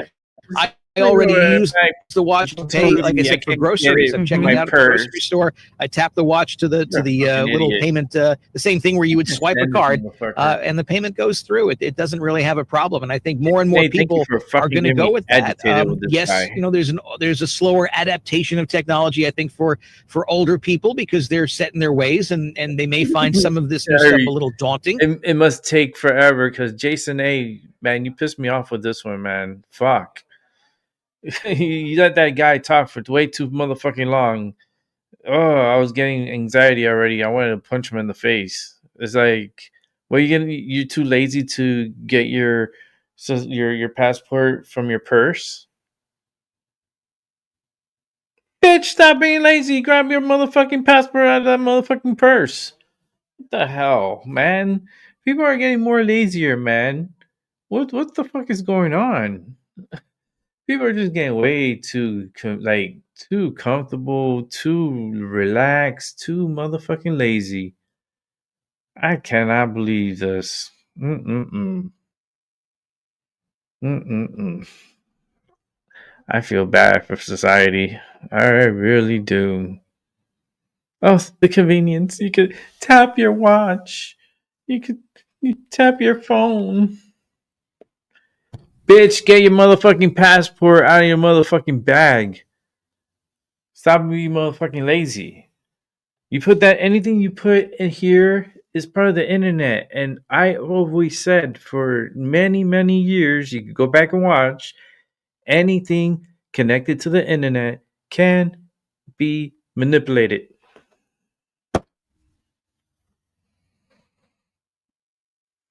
I've said that so many times for so many years. Anything connected to the internet can be manipulated. And you'll see. The fact that they're just putting so much trust into the internet, it's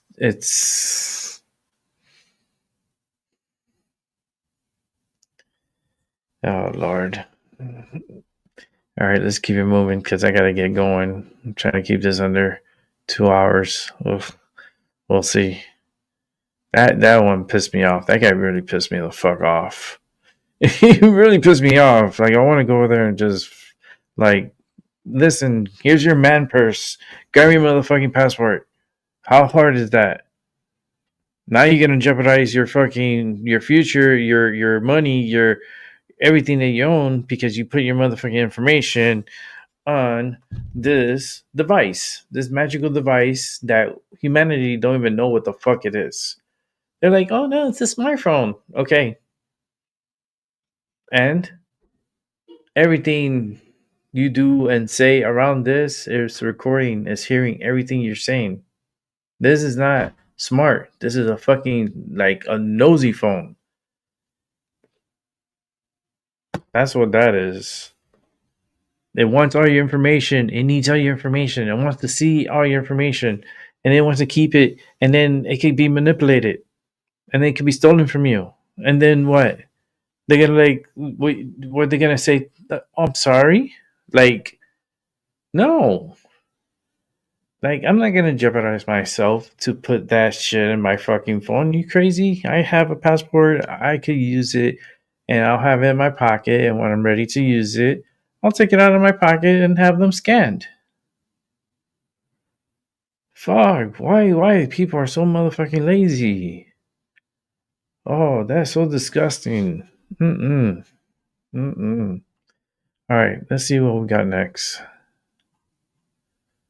Oh, that's the Capitol. Okay, what's going on here? Was a wild 43 days record for the government shutdown, but it came to an end as Republicans had enough votes, and they got the help from some Democrats on the House side who voted in favor of the funding bill that ultimately ended the government shutdown. And we want to talk to one of those Democrats who helped bring it to a close. So please welcome everyone, Representative Don Davis, Democrat from the great state of North Carolina. Thanks so much for joining us, sir. Mr. Congressman, first off, just let us know why you said, okay, I'm going to break with my party here and go with the Republicans on this funding bill.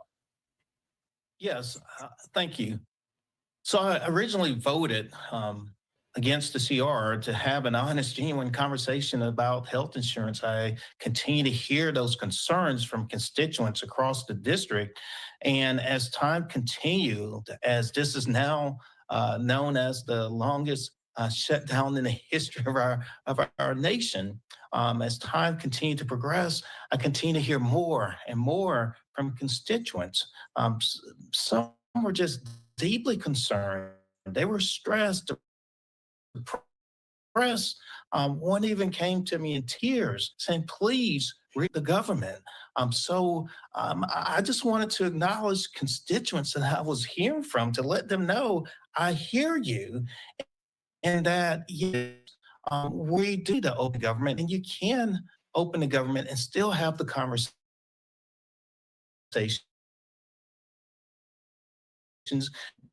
We need to, because conversation's not over and should continue. And there have been meaningful reforms. I signed on to a bill with Representative Kiggins to do a one-year extension, whether you do a one-year extension to allow more time to get to a real solutions and meaningful reforms.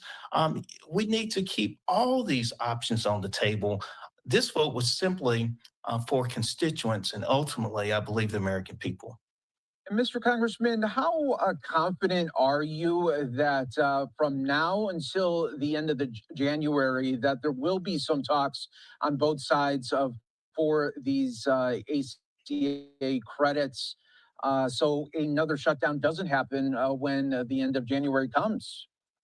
So we've cast a vote, and since the vote has been cast, there's communication that's already taken place in a bipartisan way of how we can look at health insurance, and especially those who've been purchasing insurance on the marketplace. So those conversations are still taking place, and I just want to give everyone. I was talking to a gentleman. He said, I have a 2005 vehicle. I paid $250 a month.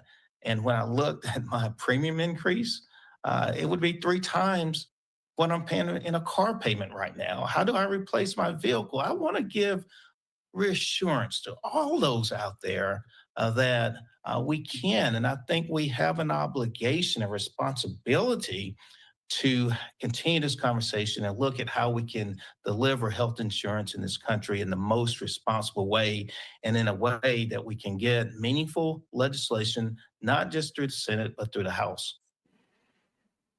And Representative Davis, what do you make of the notion that some may say, okay, if the Democrats wanted to dig in, why didn't they just dig in and get something out of this more substantial rather than they had the CR, you had the CR where you could have not even had this shutdown and maybe negotiated it still now in those same ways. Why go through these 43 days? Have the shutdown impact so many, and then now say, okay, now we're going to be able to talk? Well, if I had it my way, we would not go through the 40 days of this shutdown. I would have loved to have the conversation before the government originally Yeah, shut but you down. voted no. But You voted obviously, I no would have loved to have seen for like have 14 meaningful times. conversations sooner. And So then we I began don't to want to talk hear your over each shit. other a little bit. Some saying, hey, we really are interested in health insurance, ACA tax credits. Others say we'll have those conversations after the government's reopened. I mean, people are looking at all this, by the way, and saying, this is the problem I have with DC is broken. I mean, Dude, you're members of broken. Congress need to go and act like adults. You're acting like kids. And so often that's what I heard. And for me, at the end, so many shared concerns that they were truly suffering. They were going through a lot of pain. They were hurting. And for me, especially going into the holidays, I felt that it was time that we had to ease some of that pain. And especially having worn a uniform, served our country in the Air Force as a veteran, military families I've heard from, spouses, I heard from veterans. I mean, we needed to get the Yeah, government like, what the up fuck, and running man? again. Yeah, so many impacted, no doubt Look about at it. this guy. This And guy so voted 15 what did you times make down. too about there was this provision from the Senate side that would allow senators That's that what's were up. impacted by this Arctic 1500. Cross investigation to sue. Speaker of the House But Mike this Johnson wasn't motherfucker voted happy with 15 it. There times is going to no. be a So vote I don't want to hear later his in the bullshit. week. What did you make of all this? Once again, Washington, D.C., people He lose looks trust stupid. and confidence when things like that's taking place. You're sneaking things in And at the end of the day, we're not being transparent.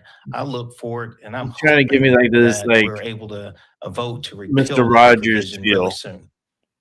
And then Hey, dude, lastly, sir, I wanted to get your take take your in and Mr. see if Roger ass you have been somewhere else. hearing anything. There is some reports out there that as early as this weekend in places like Charlotte and even in New Orleans, there is going to be some federal operations going with Border Patrol, ICE agents. What have you been hearing in North Carolina right now? Yeah, what I would say is I was raised to always be respectful to law enforcement, and I believe that would be my call to continue to urge everyone to cooperate, to be respectful. At the same time, I would ask for ICE to make sure that we're being respectful and carrying out operations. But ultimately, I represent 22 very rural communities. And as I'm moving in and out across my district, this is what I know. When you talk about our local law enforcement offices, we must get resources into these communities. You have some of the smaller departments out there are having to make critical decisions. How do they continue their operations? And we've been engaged in this space and this work, trying to help stand up and keep our law enforcement departments together. They need resources, and coupled with good training, we can actually strengthen law enforcement, which strengthens safety in our communities and our neighborhoods and protect our businesses. Why do you think it's not seen He's an the way asshole. that He's, you mentioned it? Why isn't it seen like that in he's trying to many paint this communities picture when that, yeah, we're ICE trying to do comes everything. in? It seems like it's more of a negative Full of impact when shit. at the end of the day, it seems like many would argue that they're going to try to prevent criminals from being in those areas that shouldn't be. I can't speak for everyone across this country, but what I can speak for is making sure that we are providing safe communities. And especially for me, my greatest charge is ensuring public safety, being tough on crime, and especially in these Why are you rural using your hands areas. so I much? just want to see resources, and I would love to Can you have more calm those hands conversations down? about how we are bringing Why Democrats resources use their hands so in much? law enforcement communities Look at in this. rural America in particular. Sir, can And you put I your don't hands believe down? there's enough of these conversations that are These taking hands are place. too aggressive. And I believe the people in rural America deserves just just the same safety that others receive in other places. And there you go. Representative Davis, Mr. thanks so much for joining Davis, us on Live shut Now. the fuck up. Oh my god, so fucking annoying. My goodness. I was getting a fucking headache just listening to this asshole. Alright, let's keep it moving. Hey guys, welcome to the Liberal Hive Mind, a channel solely focused on exposing the abundant hypocrisy of the left. And of course, here's your meme of the day, brought to you by 5mind.com. Well, Democrats tried it. Got to give them an A for effort. They tried running the same tired, recycled Epstein smear against President Trump one more time. It's almost as if we've noticed a little bit of a Democrat pattern here. When in doubt, just bring back the Virginia Giuffre case and claim that Donald Trump was a criminal accomplice of Jeffrey Epstein. But as per usual, when you're running such a dishonest, despicable play, well, you end up falling straight on your freaking face. And in this case, that's happening in record time. Less than 24 hours after pushing this pathetic little smear campaign, the Democrats got exposed as absolute illegitimate liars. And now we're on day 2 and the lies continue. We got Democrats once again pushing a totally false, easily disprovable claim. You'll see it all over social media that supposedly Donald Trump spent Thanksgiving of 2017 with Jeffrey Epstein. And of course, that's even more relevant because he was president at the time. But guess what? This claim that every Democrat influencer and even many politicians are now pushing all over social media is 100% incorrect and easily disprovable. More disgusting. Let me show you guys exactly what's going on. Let's get into the facts, shall we? We got some stuff to get into, so let's roll the tape. All right, folks. So here we got all the claims. We got a flood of blue checkmark Democrats all over social media claiming that Donald Trump spent Thanksgiving with Jeffrey Epstein in 2017. And then, of course, expecting you to kind of jump to conclusions. And you know, this might be news if it wasn't complete and utter #1 bullshit. And trust me, that's exactly what it is, because the reality is Donald Trump was president, meaning his schedule was public at the time, and the press pretty much knows exactly where he is. They follow his every move. And on Thanksgiving of 2017, Donald Trump was at Mar-a-Lago with his family, staff, and there are press pool photos of him. The entire thing is documented. There's no secret dinner with Epstein. It's just another coordinated narrative the Democrats are trying to fabricate here. But like usual with these phony frickin' narratives, it falls apart the moment you delve into the evidence even a little bit. Every time with these Democrats, it's the same damn thing. Just nothing but lies and lies and lies, and always dropping at the most convenient of times. This wannabe Epstein scandal dropping right after they failed on their shutdown. I wonder if there's something to that. Obviously there is, right? It's obvious what's going on here. They want to change the conversation so bad, and so they leaked that document and altered the name, creating a phony frickin' redaction, because of course they knew that if people saw the name Virginia, they would know that the claim is incorrect. That was yesterday's false claim, which, by the way, Democrats are standing by. Well, they're not really standing by it. They're more so thinking you're too stupid to see through their dishonest plays and just playing stupid. Oh, well, we don't know if it's Virginia Giuffre. This is an email from April 2nd, 2011. Republicans were saying that that victim is Virginia Giuffre. As you know, she died by suicide. She's been very outspoken, Jeffrey Epstein. Here's the email right here on your screen. She wrote a book, as you know, and she did not accuse him of any wrongdoing. What do you make of that? And can you confirm that? Yeah, I don't know. Obviously, it's redacted who the victim is, so I won't necessarily take the Republicans' word on who it is that's redacted. And I don't know why they would necessarily redact someone's name who is deceased at this point. The Democrats did that, though. The Democrats redacted. No. I understand, Okay, but I'm just saying, like, our biggest concern is to actually make sure that we are protecting victims. And obviously, she wrote a book. She told her truth. Whether or not she told everything, who knows? Like, this should be raising every hair on the back of your neck right now. We don't even know that that is who is named in this email. Except we do know. We do know. We have the unedited version of that email, and it clearly says Virginia, which they conveniently redacted with a big black bar and then replaced Virginia with victim. Oh, victim, in order to make a false implication. What freaking lows will these Democrats not stoop to? Feels like nothing is off limits with these people. They want you to jump to conclusions and just assume that President Trump is guilty. But how can we possibly do that if there's so many freaking holes in all of this? It's like a freaking slice of Swiss cheese here. Democrats are obviously presenting this in the most disgusting and dishonest manner possible. And even the emails themselves, you know, something just doesn't feel right. Tim Pool did a little segment, and actually he posted a tweet about it, which I think hits the nail on the head, and it's exactly how I've been feeling. Democrats tried to frame Donald Trump and got caught on the same day. The emails released by Democrats expose a bigger scandal involving a journalist colluding with Jeffrey Epstein to smear President Trump. The bigger scandal here, in my opinion, which is shocking,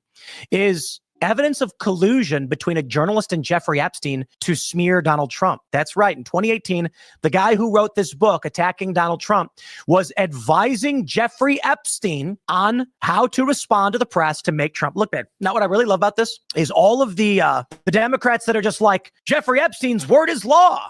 That's right. Emails from a guy who is a trafficker certainly are credible, and they're going to take them all at face value. That's exactly how I felt reading this. All these Jeffrey Epstein emails are between Epstein and left-wing predator journalists, freaking vultures. And it seems like they're all fishing to try to get dirt on President Trump, and Jeffrey Epstein's kind of playing this back and forth game where he's implying that he might have something. He never says anything outright, but he speaks in this kind of vague, confusing manner. And I find it interesting because Michael Wolff has previously stated that Jeffrey Epstein suspected that Trump was the one who informed on him. At that point, Epstein's legal problems began.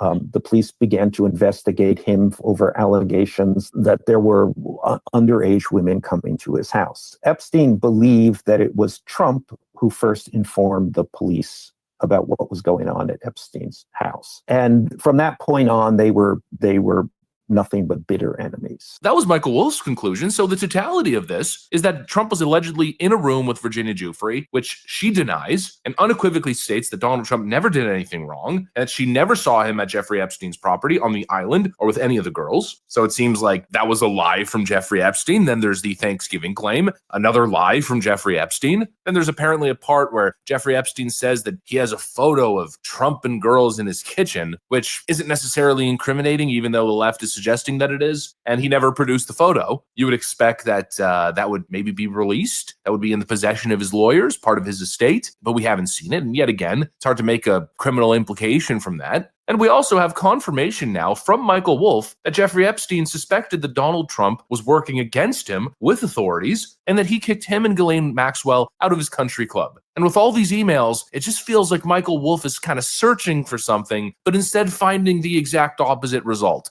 And Democrats now want us to make this massive leap of judgment that Donald Trump is guilty, and this proves it. I do not see it at all. All I see is Democrat spin and dishonesty. It's a rumor mill. They're trying to get a headline. And clearly Epstein is not a trustworthy narrator. He has no credibility, and there seems to be a motive from the journalists that he is interacting with to give them something, some dirt on President Trump. And that's really the most common denominator here. This whole Epstein saga has turned into a tool that Democrats are using, attempting to abuse, not to get to the truth, not to find justice for the people victimized by Epstein, but to spin the story in a way that implicates President Trump dishonestly. Keep in mind that the Epstein files were in existence and free to have been opened during the Biden administration. You were there for 4 years. How come you didn't open it as a Democratic Party then? From my understanding, the same files that were open or being open now with the 220 pages of documents or whatever it is with various emails, that could have been done when Biden was in office. Well, why didn't you do it if it's so important now? This is the kind of stuff that smells. Because my attitude is just deducing how much they despise Trump is if there was some real bona fide dirt on him, since you went after him with the 34 felony convictions, which essentially was deduced to him paying hush money to Stormy Daniels just so she wouldn't reveal their happenings with one another leading up to the election in 2016. If you had something like that you were willing to parade him through the streets with, of course, if you had something on him about Epstein, you'd have let it go earlier to make sure he didn't become the 47th president. They believe that the time spent on this and that the Republicans who've bought into the Democratic tactics on this are ultimately hurting the president's agenda and hurting the overall Republican effort to change this country for the better. The president firmly believes this is nothing but a distraction tactic ginned up by Democrats who didn't care about this one bit until a couple of months ago. They didn't care about it when Joe Biden was the president. Now they care about it to try to tie up this presidency. He's lived through these things before. He's lived through these kinds of, wild goose chases before. It's all designed to tie him up. He recognizes it. He doesn't want his own party members to fall for it, but I think a few probably will. Exactly. They're trying to weaponize it. They never cared about it.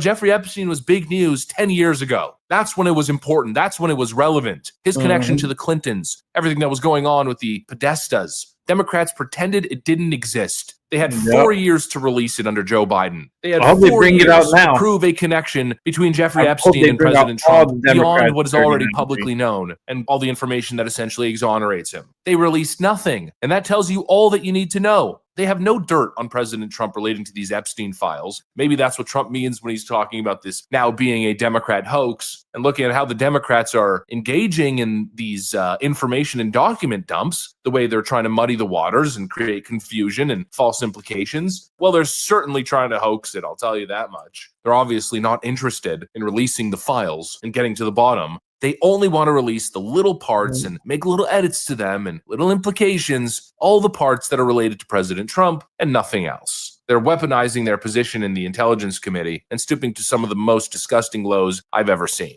At least, that's how it stands now. If we actually stumble upon some evidence that's truly incriminating, that's truly damning, then I'll change my stance. But as of right now, it's just the Democrats sullying themselves, continuously lying as per usual. Just really horrible behavior. Anyways, that's pretty much what I got for you guys. Thanks for watching, and I'll see you on the next one. All right. Awesome. Liberal hive mind. Yeah, just to think, right? Because Biden was president, right, for 4 years. He had plenty of time to release any of the Epstein files and all that good stuff? Did he do it? That man was more asleep and eating ice cream and spending time on the beach than he was doing his job at the White House. Oh, Lord. And now that Trump's president, oh, yes, the Epstein files again. It's like 10 years later. Are you kidding me? You're still at it with this shit again? Do you really want those files to be released? Because it's gonna get a lot of people in trouble. And I tell you right now, a lot of those people are Democrats. And I think Trump's trying to save their asses, but hey, they're gonna regret what they wish for, right? Trump knows what he's doing. This guy is the master poker player, man. This guy used to own casinos. This guy knows how to wheel and deal and how to keep people on their seats, like on the top of their seats and fucking on the hot seat all the time. Come on, man. All right, guys, we're here to our last show for the night, and that one is reserved for Tyson De La Cruz. So let's go ahead and set it up, and let's watch the last show of the night. Try to make it under 2 hours. Let's see. Hundreds of pounds of meth off the streets. This is what DEA agents found when they raided yet another Gwinnett County storage facility.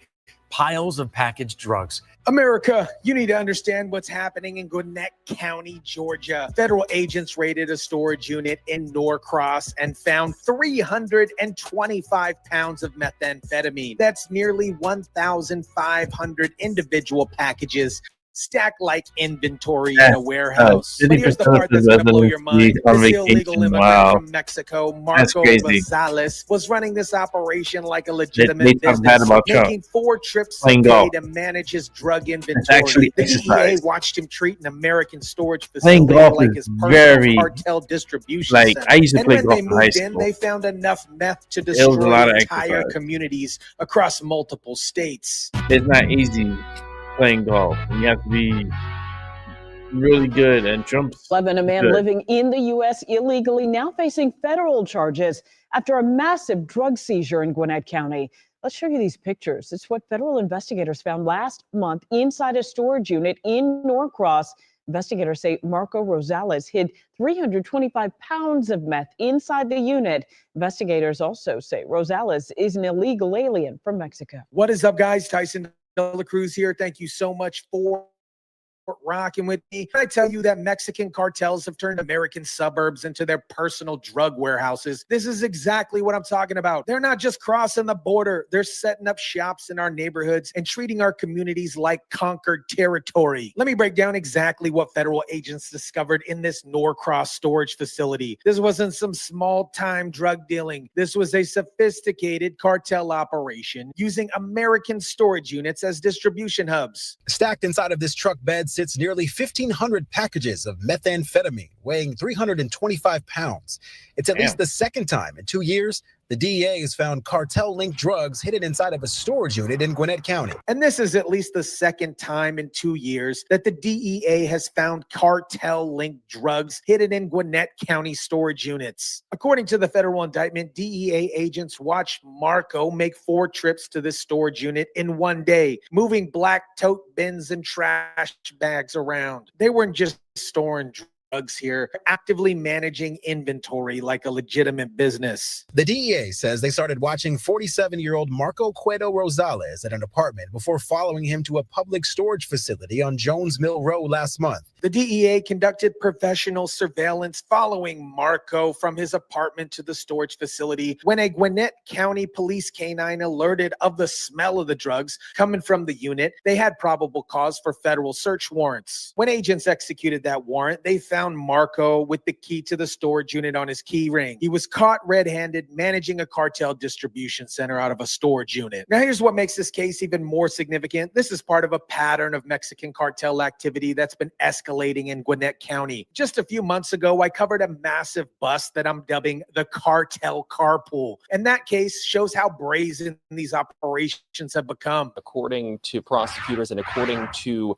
her arrest warrant, this woman was found with nearly 25 kilograms of fentanyl. And so you may be wondering, what does that look like in pounds? That's roughly 57 pounds of fentanyl, enough to kill more than 12 million people, which is everyone in the state of Georgia. And the woman arrested, Celia Lara Rosa, had a child in the car with her. She was linked to the Jalisco New Generation Cartel, one of the most violent criminal organizations in Mexico. Think about this pattern. First, we had Cecilia Lara Rios with 57 pounds of fentanyl and a child in the car, linked to the Jalisco cartel. Now we have Marco Rosales with 325 pounds of meth in a storage unit. Both illegal immigrants, both working for the Mexican cartel, both using Gwinnett County as their base of operations. Mexican cartels have identified Gwinnett County as a strategic location for their American operations, and they're flooding the area with drugs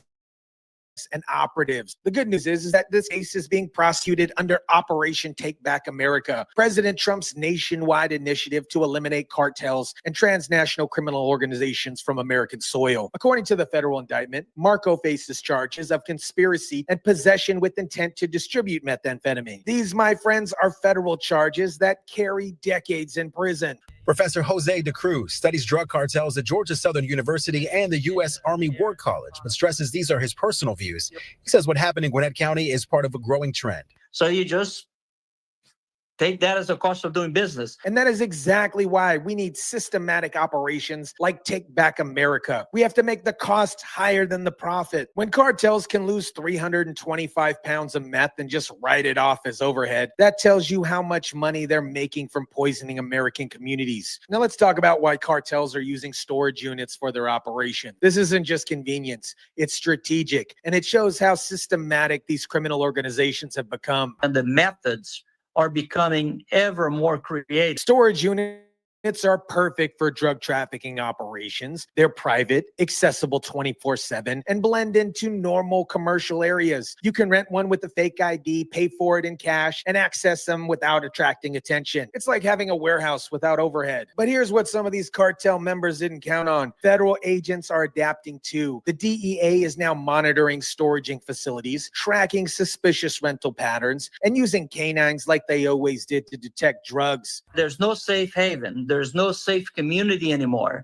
The criminal organization and cartels are everywhere. And Professor Cruz makes a crucial point. There is no safe haven. There is no safe community anymore. The criminal organizations and cartels are everywhere. This isn't just a border problem or a big city problem. Cartels are operating in suburban storage facilities in Georgia. This Gwinnett County bust represents something much bigger, at least in my opinion, than just a regular drug seizure. The evidence that Mexican cartels have established permanent infrastructure in American communities, and they're using our own systems to distribute poison to our families. The fact that both major busts in Gwinnett County involved illegal immigrants working for Mexican cartels also isn't a coincidence. It is a strategy. Cartels are smuggling operatives across the border specifically to manage American operations in suburban areas. Marco wasn't just some random drug dealer. According to the federal indictment, he told investigators he was in the country illegally, and he came here specifically to work for the cartel. This is why, my friends, border security and immigration enforcement are national security issues. When we allow people to enter our country illegally, we're not just dealing with immigration violations. We're dealing with cartel operatives who are here to poison American communities. That 325 pounds of meth found in that Norcross storage unit was across from American streets, American schools, and American families. Every package seized represents a life saved and communities protected. America, the cartel bust in Gwinnett County shows exactly why we need Operation Take Back America. Mexican drug cartels aren't just operating at the border. They're establishing distribution centers in suburban storage facilities, using illegal immigrants as operatives and treating American communities like their personal territory. The pattern is clear. First, Celia Laura Rios with 57 pounds of fentanyl and a child in the car. Now Marco Rosales with 325 pounds of meth in a storage unit. Both illegal immigrants, both working for the Mexican cartel, both caught in Gwinnett County. My friends, this isn't just about drugs. It's about sovereignty. When foreign criminal organizations can establish infrastructure in American communities, rent storage units with fake IDs, and operate distribution centers under our nose, we lost control of our own territory. The good news is that federal agents are fighting back. The DEA, working with local police, is systematically dismantling these operations. Every storage unit raided, every cartel operative arrested, every pound of drugs seized makes our communities safer. But we can't just play defense. We need to secure our border and stop cartel operatives from entering our country. We need to deport illegal immigrants who are working for criminal organizations. And we need to make the cost of operating in America so high that cartels need to look elsewhere. Let me know what you think about this. Drop it down in the comment section down below. Smash the like button if you kindly would. Share, subscribe, and as always, guys, I'll catch you on the next one. Thank you, Tyson De La Cruz. Another great upload there. That's a lot of fucking meth. Like 50 something pounds. Holy shit. 57 pounds, he said. That's a crazy amount of pounds. That's enough to kill the whole damn state. Are you kidding me? How the hell did they get that through? Like, are so many questions, no answers. I'm here contemplating what tomorrow is going to look like for me. I'm debating if I should go see The Running Man, because I want to go see The Running Man. Because I like The Running Man, the old one from back in the 80s with Arnold Schwarzenegger. And very good movie. You can catch it on YouTube. But the new version, I wanted to check it out because it seems like it's more futuristic. It seems pretty cool. I would like to do a review on it. So I was like, maybe tomorrow I can go see The Running Man at 2:30. And then when I come out of the movies, I could come and do a show and talk about it. I think that would be a good idea. So I might be doing that tomorrow. And then also next week, I'm really contemplating on going to see Wicked 2. So, and that I could get an early viewing. Actually, it seems like Wicked for Good. That's the title of the movie. They're going to be having a double feature on Thursday, which they're going to be playing the first movie and then the second movie. That sounds amazing. And that starts at 11 a.m. in the morning. Time to think. Gotta think. I know I got an appointment on that day, so I don't think that's going to work out for me. But I know I would like to see the second part of Wicked for Good.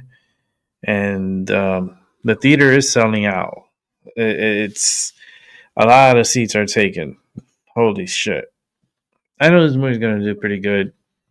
The first one was pretty good. I mean, if you just look past the stereotypes of all the crazy like they're trying to push, certain things.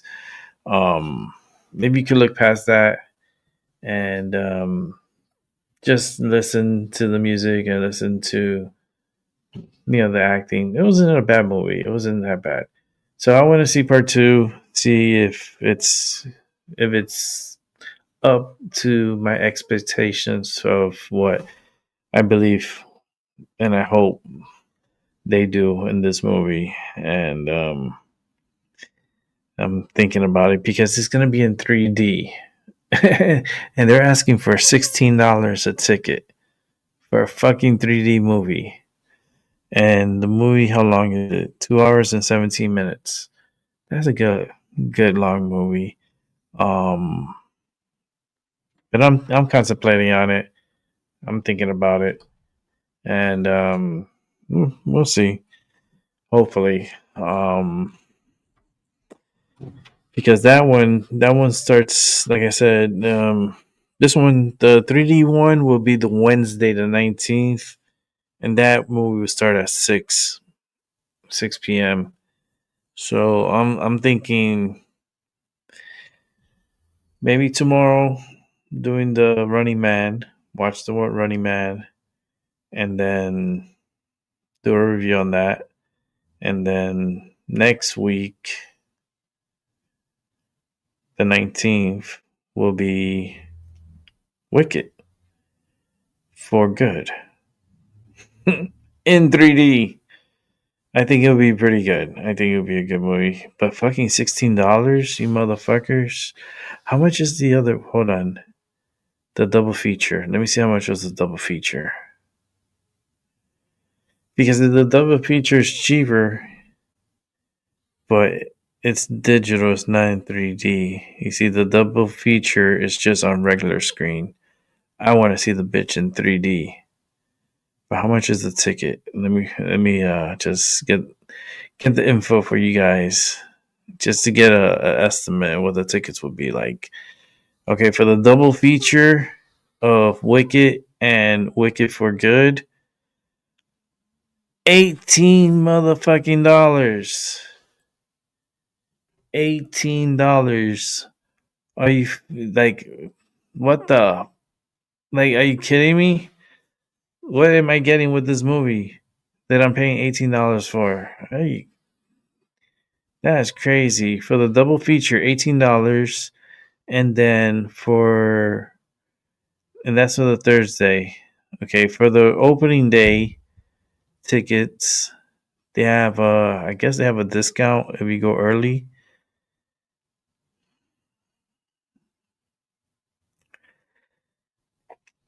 Let's see.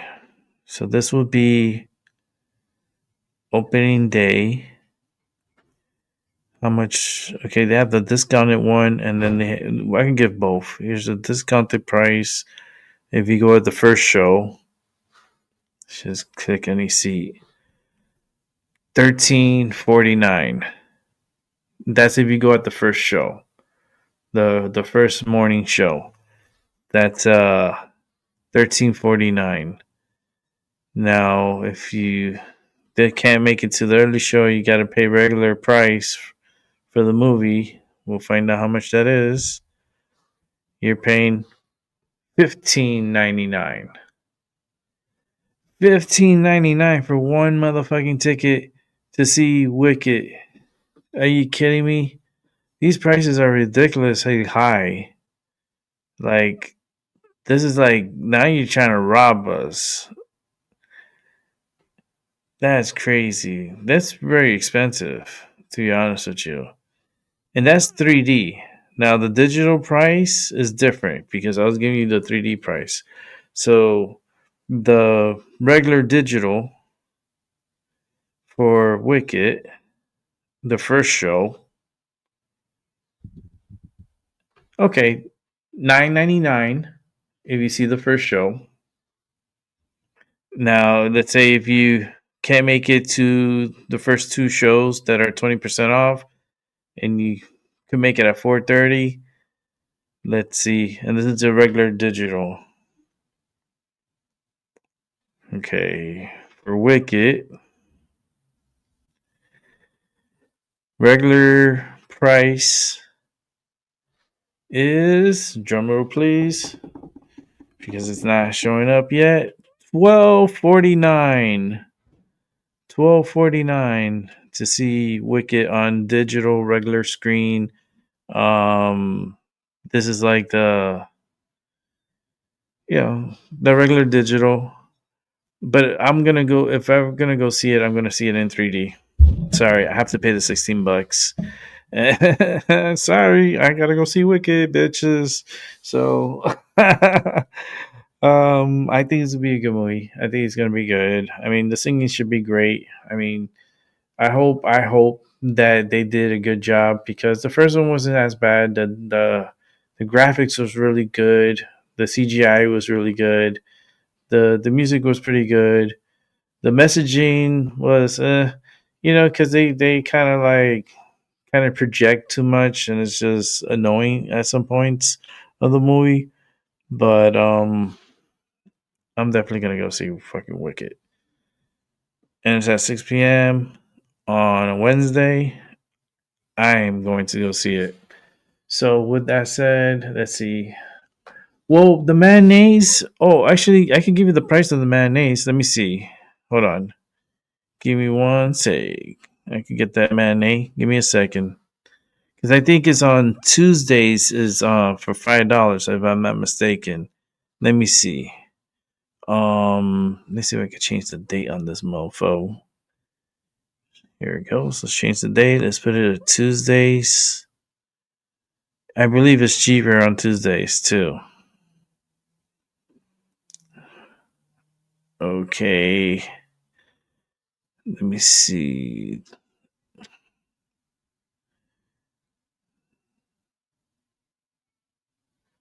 Here it is. Hold on.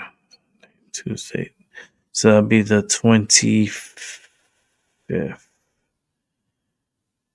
Let's see, how much would it be?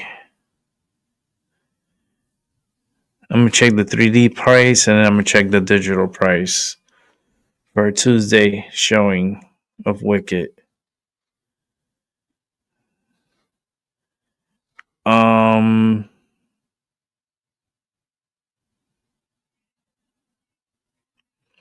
So it's 50% off.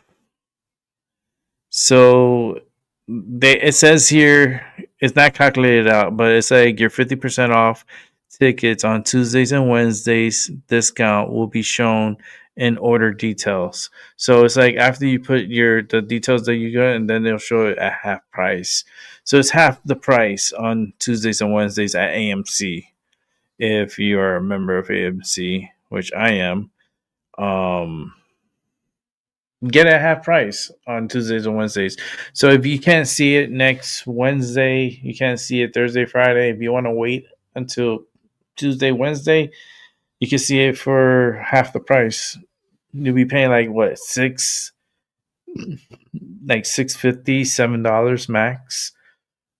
Depending on which one you're gonna watch. If you're gonna watch it in 3D, expect to pay like $6 something, like almost $7. If you're gonna watch it in digital, it's a little closer to like $6. So like $6 to actually like $5, because if it's regular digital, you could actually get it for like $5. So I mean, it's pretty cool. I really do like going to the movies. I used to review movies and so forth, and I think I'm gonna do it for a couple of movies that are gonna be coming up. So with that said, I would like for you guys to have a good morning, good afternoon, and a good night. And I'll catch y'all on the flip side. And have a great weekend. Enjoy this weekend. It's going to be a little crazy with the rain here in Connecticut.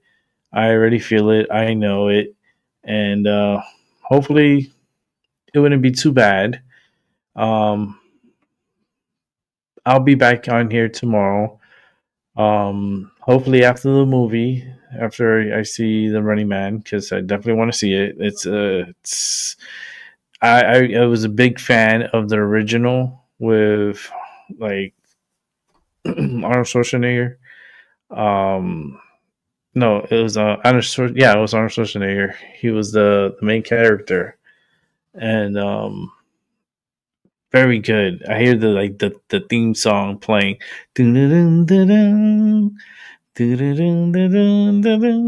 Like, such a great movie, man. And the way it starts too, it's just like starts great and it ends great. Like the whole movie. I actually, you know what? I think I'm gonna watch it tonight because The Running Man is good, and I'm pretty sure if you have the premium of YouTube, you can watch it for free. And I think I do. I have it on my list, so I'll be definitely watching The Running Man tonight. All right, guys, have a good night, and I'll see y'all tomorrow. Peace.